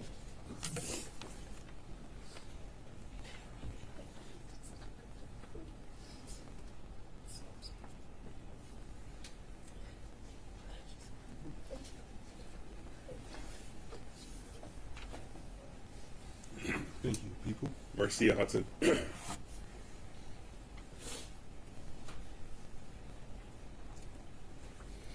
you. Good afternoon. If you could please state your name for the record. Yes, that's Marcia Hudson. Thank you. And Ms. Hudson, you may go ahead with your statement. Good afternoon, Judge Rowe. I appreciate this opportunity to address the court. My name is Marcia Hudson, and I am the mother of 4 children, 2 of which were students at Oxford High School on November 30th, 2021. My daughter graduated from Oxford High School in June of 2022, and my son, a freshman during the 21-22 school year, is now a junior at Oxford High School. Before November 30th, 2021, my daughter would always wake up with a smile on her face. Cheerful, confident, optimistic, caring, and as reported by her teachers, often seen laughing with her friends, making TikTok videos in the hallway, and basking in the glow of what was starting off to be an amazing senior year. Life was finally getting back to normal, having just experienced a global pandemic, and her outlook was bright. Before November 30th, 2021, she loved attending football games with her friends, going to dances, playing soccer, planning events, and engaging in her studies. Life was good, as it should be when you are young and full of life. She was trusting of others, always ready to lend a helping hand, and was thrilled to be accepted into Miss Getz's mentoring class, for she truly cared about the well-being of everyone within the walls of Oxford High School. She wanted to make a difference for others. On the morning of November 30th, she joined Tate, Kylie, and the rest of the mentorship class to deliver their Bully Buster lessons at Oxford Middle School, serving as mentors and friends to these younger students. After the shooting, things have changed significantly for many of us, my daughter included. She still has trouble falling asleep and quite often awakens several times throughout the night. Loud sounds, sirens, and sudden movements cause an uncontrollable reaction in her. She involuntarily begins to shake, She drops to the ground, covering her head, and begins to cry. Like many, many of her friends and members of our community, she has been traumatized. She has been formally diagnosed with PTSD, anxiety, and depression by her medical doctors. It is important for me to note, however, that despite it all, she is making her way through and out, taking small steps forward, healing each and every day. The light is once again beginning to fill the dark spaces. This is happening, of course, because of her tremendous strength, the support she receives from her family and friends, but primarily it is through a lot of hard work she continues to do weekly with her therapist. Her father and I are tremendously proud of her. She is currently a pre-med major at Michigan State University, and despite everything she has endured and watched her friends endure, her faith in humanity is slowly returning. She is determined not to let the evil acts that she witnessed take anything more away from her. As a mother helping to navigate not just my children's emotional and mental health, but that of my own, I too recognize the ways in which I have been affected by this senseless act of violence. The events of November 30th, 2021 have rocked the very foundation of what I have known to be good and right about the world. And despite the depth and breadth of emotions that I have experienced since November 30th, 2021, has fundamentally changed who I am today. I struggle with my emotions to this day, and the thoughts, feelings, and memories continue to rise up unexpectedly, like as I drive into the local Meijer parking lot, my mind still flashes back to the day that we all raced there, praying and pleading along the way. I remember arriving and watching my child crying, unseen, running back and forth across the parking lot, completely panic-stricken. I remember how desperate I was to get her into the car and hold her close, to hug the fear and sadness away. Simultaneously, I think about and pray for the parents of those that also raced to Meijer, so that they too could be reunited with their shaking, panic-stricken children, only to learn that they will never again be able to hold their child.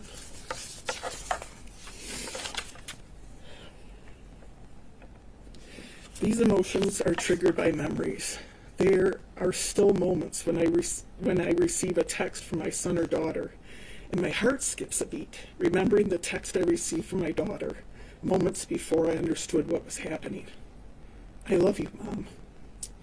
A gun is in the school. And later that day, when I had a number of children sitting in my TV room, shaking, crying, in a state of shock, one with his classmates' blood still on his shirt. Watching the news reports, the increasingly disturbing tragedy unfolding before our eyes, in my beloved town, in real time. The looks on their faces as they realized which of their friends were wounded and were killed, how life as they knew it had changed forevermore. Memories of the yellow and blue ribbons, the Oxford Strong signs, the makeshift memorial at the high school, the prayer vigils, and the funerals. On November 30th, 2021, 4 beautiful people were taken from this earth and 7 others wounded through a senseless act of evil. I believe that the Oxford High School shooter should remain in jail for the remainder of his life and be sentenced to life without the chance of parole. The shooter who craves notoriety is not deserving to have his name included in my thoughts, and so I'm intentionally omitting his name from this written statement. I do, however, wish that his parents would have provided him with the love and care that he deserved and was begging for seemingly all his life. I will never mention the shooter's name ever again. Instead, I choose to take this opportunity to remember and honor our victims. Multi-talented Justin, for his heroism, his wit, and wisdom. Madison, for her ability to make the world more beautiful, not only by her presence, but by the amazing works of art that she created. Tate, our forever captain, Oxford superhero. Through his legacy of leadership, our community's youth will emulate and strive to embody Tate's traits through their involvement in the incredible 42-strong Tate Muir Foundation. And Hannah, our beautiful flower, whose memory will be honored in many ways, especially through a garden that is currently being constructed in her honor. We will all care for Hannah's garden. We will visit and remember and bask in both its beauty and her memory. Their legacies, their beauty, their love of life, and the gifts they bestowed to others.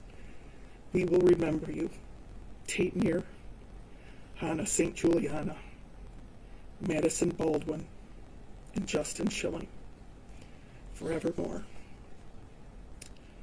Love wins.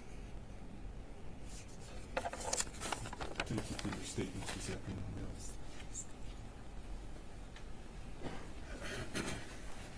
Madeline Johnson. Madeline Johnson is next. Good afternoon, ma'am. If you could please state your name. Madeline Johnson. Thank you. You may go ahead and proceed with your statement. Thank you. My name is Madeline Johnson, and I'm here today to speak on behalf of myself, my family, and my best friend, Madison Baldwin. I was a senior at Oxford High School when the shooting happened, and I would like to start this off by sharing the shirt I'm wearing. Madison used to draw me doodles on gum wrappers, and I keep them. One day she gifted me the one on the front of my shirt, and she said that it was the two of us as dinosaurs, best friends, even in the prehistoric times. This is one of the only things I have left to remember her by.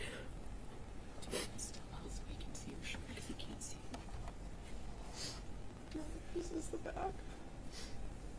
Thank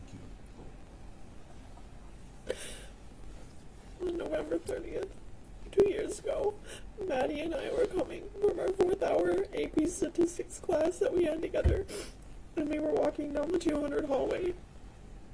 I had a lot of time to get to my next class, so I figured I would walk Maddie to her 5th hour class, sociology. Once we neared the end of the hallway, we realized that the shortcut she usually took, the courtyard, was closed for the season. I've since heard that the courtyards were not closed that day, but we both seemed to think that they were. We had to take the long route instead, the one that curved around the school. Little did we know we were walking straight towards a gunman. Since neither of us had intended on taking the long route, I realized that I was going to be late for class.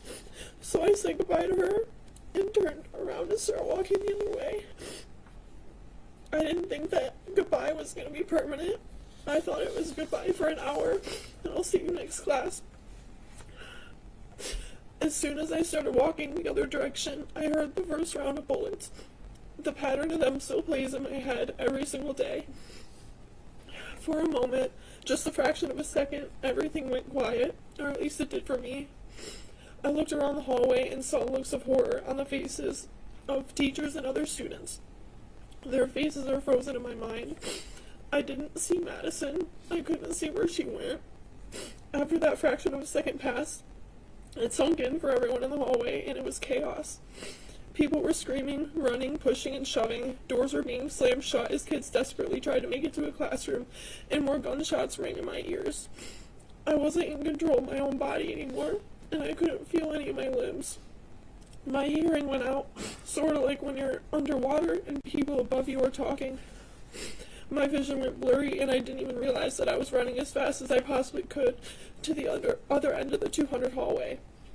I later recalled that I passed so many exits, so many side doors, but during those few minutes of hell in the hallway, all I could do was run forward. I found out that Madison died a few hours later from a photo on somebody's Snapchat story. I didn't believe it until multiple other people confirmed it for me. Even then, for months, I still didn't really believe it. The moment it really sank in that she was gone forever was the day we had to go back to the high school. I sat in my ceramics class, our favorite class, and I watched as students poured through the door. and I waited for her to come sit at her seat right next to me, and I waited and waited, and I finally realized that she was never coming. For a long time, I blamed myself. I should have continued to walk her to class because that maybe things would be different. I blamed those stupid courtyard doors for being locked on us, because if we'd taken the shortcut, she would still be here. But now I realize where the blame truly lies, and it lies with that monster sitting over there who can't even look at me. My life has been nothing short of a complete and total mess for the past 2 years. I can't trust anybody anymore. I don't make friends. I can barely keep my current friends because I can't let anyone get close to me anymore. I can hardly attend my college classes. I can't go into rooms that only have one door. I can barely go to concerts, malls, and other crowded places. I can't fall asleep without waking up in a panic from nightmares, and the only place I truly feel safe is my bedroom. I used to be a nicer person. I used to be fearless. I used to be a good friend, but I can't be any of those things anymore because the only thing that is ever on my mind are those gunshots playing over and over again on a loop. I don't enjoy things anymore, but all these combined are not even nearly as painful as it is to live without my best friend. I want the person who did this to know that Madison would have been your friend. I want you to know that she would have treated you with nothing but kindness had you not killed her. I'm not sure how much emotion you're capable of feeling, but I hope you regret it. And I hope it eats away at you. And I hope you feel even a fraction of the loneliness that I felt over these last 2 years. But I can't leave this courtroom today thinking that you won, and I can't let you think that either. You turned your pain into hatred, and I turned mine into love. That right there is one of the many differences between you and I. You are never going to know what it's like to have a friend who would do anything for you, and you'll never know what it's like to be happy. You took 4 lives. You took Madison's life, but you didn't, and you never will take away who she was. She knew joy, she knew love, she knew laughter, happiness, and friendship. She had such a rich life, and she truly lived it. You are never going to know what it's like to be loved, and that is why I win. Because of what you did, you are alone. You are completely and totally alone for the rest of your life. There are no punishments in this world that could ever make up for what he took from us. Not even 1,000,000 life sentences could begin to serve justice, but you have the power to sentence one. One life sentence without the possibility of parole. If that is the best closure we are ever going to get, then that is the only viable option. Any lesser sentence or any possibility of parole would be a slap in the face to everyone who is here today. Giving a mass murderer a second chance at life after he took 4 lives, injured 7 people, and traumatized students like myself is unthinkable. Thank you, and please take this into consideration.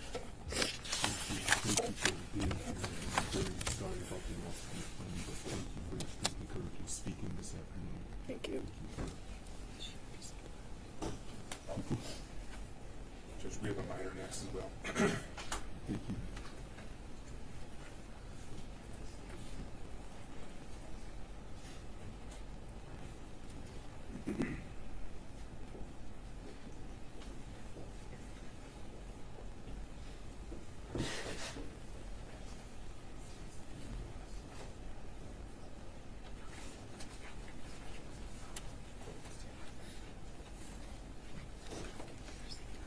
And good afternoon to you. Because you're a minor, you don't have to say your name on the record if you do not want to.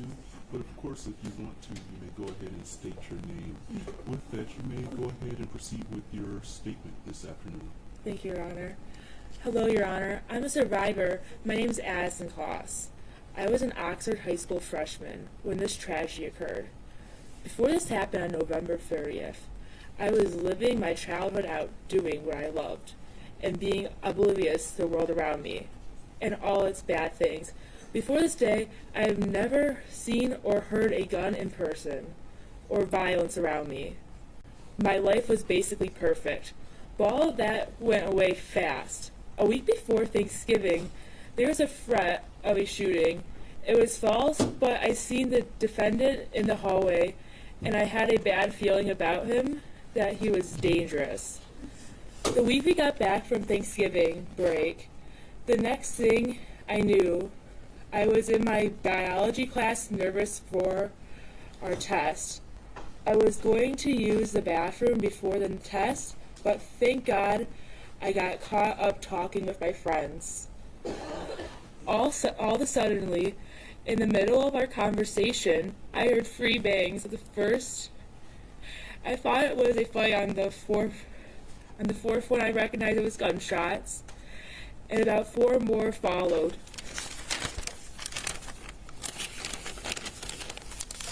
Me and my friend were near the door, and we hugged each other tight and ran to the corner. When we reached the corner, we kneeled down hugging each other for dear life. It felt like slow motion. While our teacher was closing the door, I was thinking he was going to get into the room. Once the door was closed, I heard a few more shots. I noticed my phone was still on my desk across the room, and all I wanted was contact with my mom. That made me feel hopeless. It got me thinking I'm never going to see my family or parents again. That made my heart sink. My life was flashing before my eyes. I started crying. I wanted my mom. Luckily, my friend had her phone, and I was able to tell my mom I loved her. An hour of horror went by. Me and my classmates were crying and worried for our lives and our friends' lives. We were trying to figure out if our friends were okay. Finally, a police officer came in to rescue us. At that moment, I thought this all was a bad dream. When we finally came outside, the cold breeze hit my face, following the officer out to get searched. After I was searched, I called my grandma because my parents were at work and I thought they would not be able to come pick me up for some reason. When I heard my grandma's voice, I broke down crying because I thought I would never hear her voice again. She reassured me. Then we got on the bus to Meyer to reunite with our family. On the bus, my other grandma called me and told me my mom was on her way to Meyer, and she was offering her support. At Meyer, I was finally able to be back in my mom's warm arms, as we hugged more tightly than ever before. We finally arrived home, and my dad greeted me with the biggest hug he has ever given me. He usually is an unemotional person. The rest of the night was filled with grief. The after effects on me was I could not sleep alone for weeks after this tragedy. I slept in my parents' room for the first week, and I don't usually sleep with my dog. My dog had to sleep with me. I also now always tell my family and my friends and my loved one multiple times a day I love them because I'm scared of losing them. I also still get nervous in crowded spaces because I'm scared I would not be able to escape. But all I am sensitive to is loud noises because it reminds me of that day. There has also been many more effects on me, but this has also impacted my family and my peers. My mom sometimes still cries when she is talking about that day because she was traumatized. She didn't know if I was okay or make it out alive. And my 7-year-old cousin asked me after if it would happen to her too, and it really broke my heart because a child should not have to worry about that because she's just a little kid and no one should ever have to worry about that. This also impacted the parents who lost their babies that were dear to their heart, and my heart just breaks for them. These kids who lost their lives are the most incredible human beings to ever walk this earth. They all have impacts on their community members. Hannah, Tate, Madison, and Justin were kind beyond words, positive, and most importantly, care for their peers in our community. There are some more meaningful traits about them that I admire. Also, the other 7 who survived are also in possession of the same traits and are strong beyond words. So, Your Honor, I am asking you to give this defendant, or should I say monster, life in prison without the possibility of parole in a maximum security prison, because this monster should never be free again and suffer because he took the life of Hannah, Tate, Justin, and Madison, and injured 7 others, and also impacted another 2,000 people, traumatizing them all for life. Why should he walk free while we're suffering the trauma he put on us? Thank you, Your Honor. Thank you. Thank you for your statements this afternoon. Another minor, Judge? And with that, we'll keep the recording down.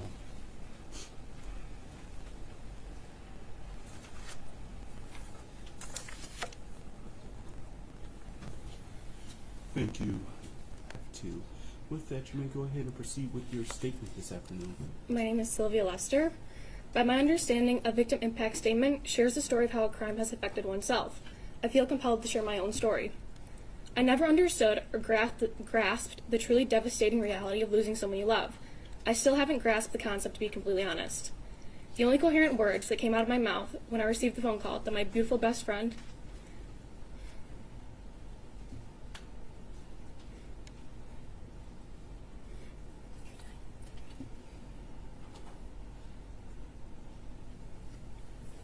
"14-year-old Hannah St. Juliana had been shot to death" were, "Oh my God." I thought her sister was lying to me on the phone, for there was no way that my Hannah had been brutally killed in their school hallway mere minutes after I left her to head to my 5th-hour class. After being placed in lockdown, I hid in the corner of my darkened English classroom, oblivious to the true carnage happening just across the courtyard from me. I can still feel the echoes of a classmate's hand clenched tightly in my own interlocked fingers. I can hear my blood rushing through my ears as I waited to experience the ring of a gunshot that would end my life. I can no longer walk down the street without thinking someone is waiting to kill me, aiming for me. The sound of sirens automatically alerts my brain to another school shooting, and to the numbing walk after leaving high school, to the same irrational call that will inevitably be following, informing me the other person I love is gone. To the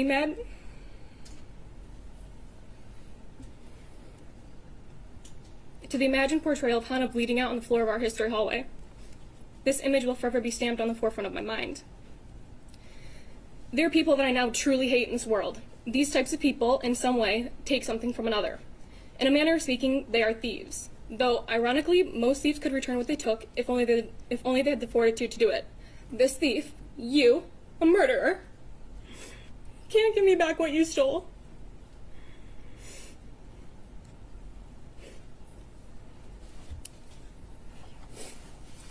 You stole my best friend. You stole my carefree laughter. You stole my Christmases. You stole my Tuesdays. You stole my New Year's. You stole my Friday night football games. You stole Hannah's 15th birthday. You stole Hannah's 16th birthday. You have stolen every single one of her birthdays. You stole my 16th birthday, along with my 17th and everyone following it. You stole my ability to live life without the crushing fear of being killed at any given moment. You stole my love of school. You stole the love I had for the naivety in people. You stole my trust in the innocuous people on the sidewalk. You stole the comfort of my room by leaving me petrified of the dark and the horrors that may be lurking in it, waiting for me to let down my guard once again. You stole my dreams and turned them into recurring nightmares where my best friend bleeds out on the floor of our school. You made me into someone that I never would have recognized at 15. You took the girl that I was, tore her to shreds, and left her to find a way to suffer through every single day without the presence and loving friendship of Hannah St. Juliana. It was asked in the Miller hearing if it was traumatizing to lose your best friend. You don't need an expert to tell you, you need only ask me. As was most likely predicted, the answer to that question is a resounding yes. Traumatized because I thought Hannah would forever change her jewelry. Because I never thought I would have to be the one who would speak at a funeral, right after turning the young age of 15. I never thought I would look at my best friend's emotionless 14-year-old face in a casket. I never thought there would be a bed of flowers cushioning Hannah's lifeless body as a freshman in high school. I never thought there would be the sound of bagpipes leading her enclosed body out of a church. I never thought there would be a week when Hannah didn't have a new nail color. The reasons are endless to why it's traumatizing to lose a best friend. I thought we were allowed to be innocent as children. I never could have fathomed I would blame myself for the death of my best friend.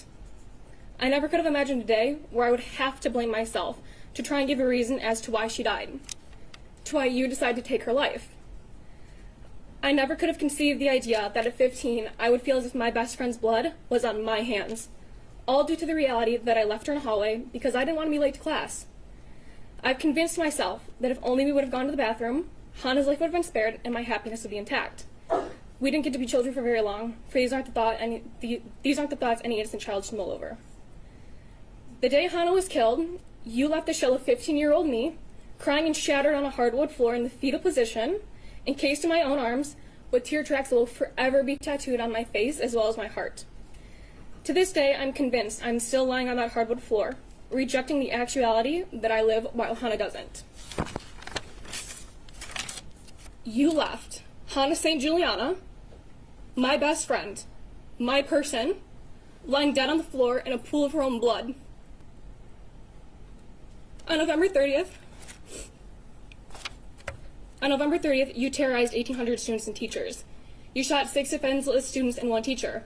And ultimately, you killed Madison Baldwin, Justin Schilling, Tate Meir, and Hannah St. Juliana. You should never, ever get the opportunity to steal from anyone else ever again in your entire life. You shouldn't have stolen from me. I shouldn't have to remember Hannah for longer than I knew her.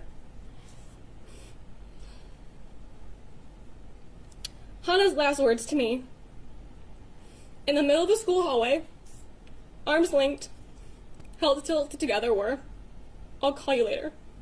I never got a call. Thank you. Thank you for being here and for your statements this afternoon. I'm very sorry for your loss of your friend. Thank you for your statements. Thank you, sir. Jason? Yes. Council approach before the next individual approaches the podium.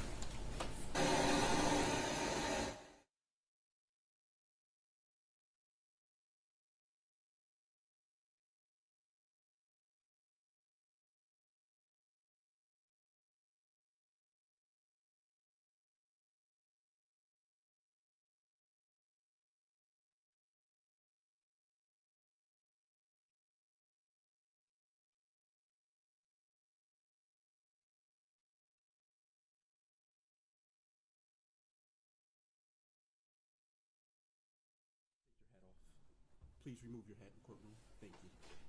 Thank you. With that, people, it's the next individual minor.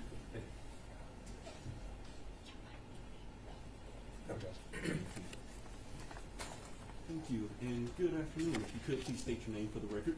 Jace McCarthy. Thank you, and you may go ahead and proceed with your statement. To explain how I was affected, I would have to tell you that I feel like my mind is stuck in a Meyer parking lot, which sounds silly. For most kids in Oxford, the Meyer parking lot was viewed as a hangout spot, a place you would go to sit in a parking lot, wasting gas and talking about gossip or life problems. Strolling down aisles for hours trying to waste time before curfew.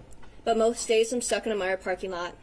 A parking lot filled with my peers hugging each other, cameras everywhere with reporters shoving microphones in faces, asking questions we couldn't comprehend at the time, with police sirens flooding the streets and my senses, and helicopters flying overhead.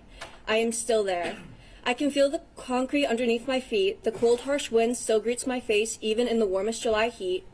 I am still as the world spins and my hindsight becomes hazy. I was coaxed into a state of shock for a long time. Some days I miss it, the feeling, the unknown, before it was real, when I was whole. When people started to come out and tell the world that they lost a piece of themselves that day, or they were looking for the person they were before the shooting, I didn't think I was a part of that group. Maybe I was taking it too literally, or maybe I wasn't aware enough to realize. I think for a long time I was walking around fractured and not knowing it. I didn't know when I lost that part of me. I still don't. Was it when I saw cop car after cop car from everywhere in the state? Was it before I saw 3 confirmed dead on the TV? Was it when I saw post after post of Madison's senior photo being used as a makeshift missing poster? Was it when the world stopped? My older brother came home a little after I did. He sobbed into my mother's arms. I can't remember a time he cried before that. I sat in a kitchen chair, confused, unsure what to do. So I left and walked to my room. Unfortunately, the walls weren't thick enough to prepare me for the words that came out of his mouth next. Nate's brother was shot. He was shot in the head, Mom. I felt time froze. I didn't know what to think. I didn't think I was hearing his words correctly. I was mixing up kids in my grade, scrambling for a name that I was clearly blanking out on. I remember staring blankly at my phone, hoping that it would somehow tell me magically what to do. No one tells you how to comfort someone after receiving news like that, so I stayed hidden in my room. Justin Schilling, someone my brother has known for years. The number on the TV screen felt more like a cruel weight that suffocated me. The number on the screen was real. Nothing screams real like a gurney outside the exit of your old chemistry class.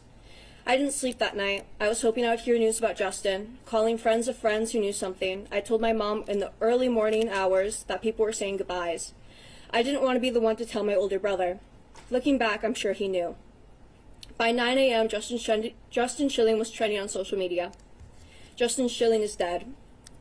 I went to vigils out of nonstop guilt. I kept every candle. They've been collecting dust in a senior memory box that I made 2 weeks before my senior year, with high hopes that I would hold things like good grades and grad cards turned into a gravesite of everything that embodies the 30th, from coping cards to Oxford Strong mementos. I still have wax on my shoes that I don't have the heart to clean. It's strange that I view that as a better time, not having to cope with the grief or loss because it hadn't hit me yet. Depending on the day, I'm aware enough to know that that wasn't a better time. A better time was not having to walk where kids bled out and died. A better time was not knowing the kid who sat at my homecoming table, or the fact that 2 months later he was going to school with a gun with the full intent on using it. A better time was worrying about how I was going to pass my math class and not how fast I could put in a night lock. I haven't been able to go to college out of fear that I'll go through another school shooting. I've watched friends drop out. Every day I fear for my siblings who are still in school. I fear for my friends. Every time I hear a whisper about a campus threat, I find myself praying, begging whoever's up there that my friends are safe. I can't bring myself to even think about the worst scenario. I don't know if I could go to another vigil. I don't know if I could go through it all over again. I hate cameras flashing. The sound of cameras clicking gives me the sense of unease. You never really get told the after. It's not just one thing, it's many. No one tells you the after. The only way you know is when you go through it. My friends and I's grief will forever be for the public view. Our faces on the front page, above the fold, or trending on some news network. Our tears will forever be ingrained in film. The worst day of our lives will forever be attached to our names and to our faces. One quick search shows us at our absolute lowest and most vulnerable, and no matter how far I run, no matter where I go, I can never escape the everlasting fear that the 30th has instilled in me. I do not get to move on. Every day I'm reminded of the 30th. Each time I feel my hair get blonder, I hear myself repeat 151 days till graduation in the back of my mind. I hear voices of people I haven't spoke to in ages. I hear cameras clicking, and I feel the weight of my brother's cries washing over me for the first time all over again. I'm a senior in high school again. I find myself unable to move on. I find myself back where I was in the Mara parking lot with the wind and the sirens. And maybe if I could find that kid with bleached hair and torn up Vans wearing a coat that wasn't his, maybe wondering if he would have rehearsal afterwards. Maybe I could find forgiveness, but I know I never will. I chase after him most days. I see him across the street or down the hall. He haunts me, a constant reminder that I will never be the same, that death and trauma isn't something that can be scrubbed away no matter how hard I may try. My words will never be able to paint a perfect picture or make an outsider truly understand the haze the world turned into in that Meyer parking lot. A haze that somehow turned into hours within a blink, and then it was days, which somehow turned into months, and when I woke up from it all, I was left with a heavy burden of loss, grief, and guilt that will forever ache in my bones and taint the air I breathe. It's more of a person, a friend, something that knows my ins and outs, and I'm sure I'll be holding its hand for a very long time. It'll greet me when I least expect it in the years to come. It waits on the edge of my bed every morning and tucks me in at night.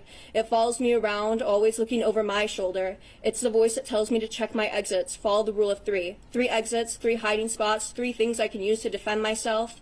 That open spaces aren't safe, that loud sudden noises means it's life or death and I need to run. That backpacks don't just hold books, but lethal weapons that someone is just itching to use. It tells me I will never be safe.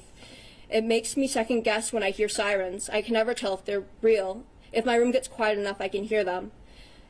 They're more than a familiar sound, yet when my body hears emergency vehicles, I can't help but tense up. If I can't sleep at night, it crawls into my bed beside me, making me think of what ifs, or what I'll do, who I'll call, what I'll say if it happens again. And as the 30th approached closer, I find myself in sleepless nights. The cold air gets harder to breathe. The weight on my chest becomes ever more present, and I'm looking over my shoulder. Every small noise becomes a mental game of am I safe? Even the crunchy snow becomes a cruel reminder. Passing by the school around this time of year gets harder because when there's no cars, my mind convinces itself that I'm on break, that I'm 18 again. I have to look in the mirror and I have a hard time seeing the person who's looking back at me, because sometimes time isn't linear to me. I expect to see the person I was. I have a hard time to remind myself that I haven't been 18 for a minute, that I'm not playing Nancy Drew over deer head conspiracies, and I'm not skipping my online class for the 80th time that semester, or I'm not going to walk into fifth hour and listen to the girl next to me talk about her teacher. That I am 20, that the world moves on, and I just didn't know it would move on without me. That it's mostly in my mind or in my head. Time is a very strange thing. Some days the 30th doesn't feel real. It feels like it was decades ago, and others I'm right back in it. I don't know why pain and trauma are like this. I don't know why it tends to rush me or corners me. I don't know why it acts like I have places to be. I ask myself a lot, why is the weight on my shoulders? Why is the guilt of surviving on my doorstep, and why is it pounding on my door? Often I wake up, and the first thing I do is pull myself together. I find myself trying to scream my way out of nightmares. It's become my go-to method of waking myself up. It gets my mind to the real world. People who have never gone through something like this will view this as closure, an ending, moving on. When something is over, I don't get to move on. That weight and guilt doesn't dissipate over me. This traumatic event has changed me indefinitely, and there's never going to be an undo button. I will never hear the chance of Sean talk about Justin in the present tense again. I will never hear friends talk about future plans with Hannah or Tate, only what-ifs and promises never seen through.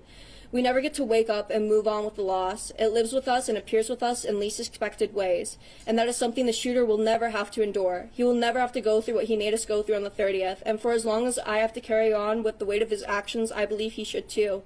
So maybe I'll forever be in that Meyer parking lot, the guilt and grief being more familiar than the back of my hand, and maybe I'll forever be chasing the idea of who I was that day. The looming fear of never getting better or healing will always dangle over my head, but just like the what-ifs and nightmares, I know for as long as I live, I will pray and I will hope that there is a shadow of incarceration and karma haunting him for the rest of his life. Thank you for your statement. Thank you. With that, we're going to go ahead and we're going to break for lunch. We're going to break very briefly. I do want to attempt to get this hearing done today, and so we're going to break. We will return to court at 1:30 p.m. With that, to the individuals that are in the gallery, please be seated until the defendant has exited the courtroom. With that, deputies, you may take the defendant.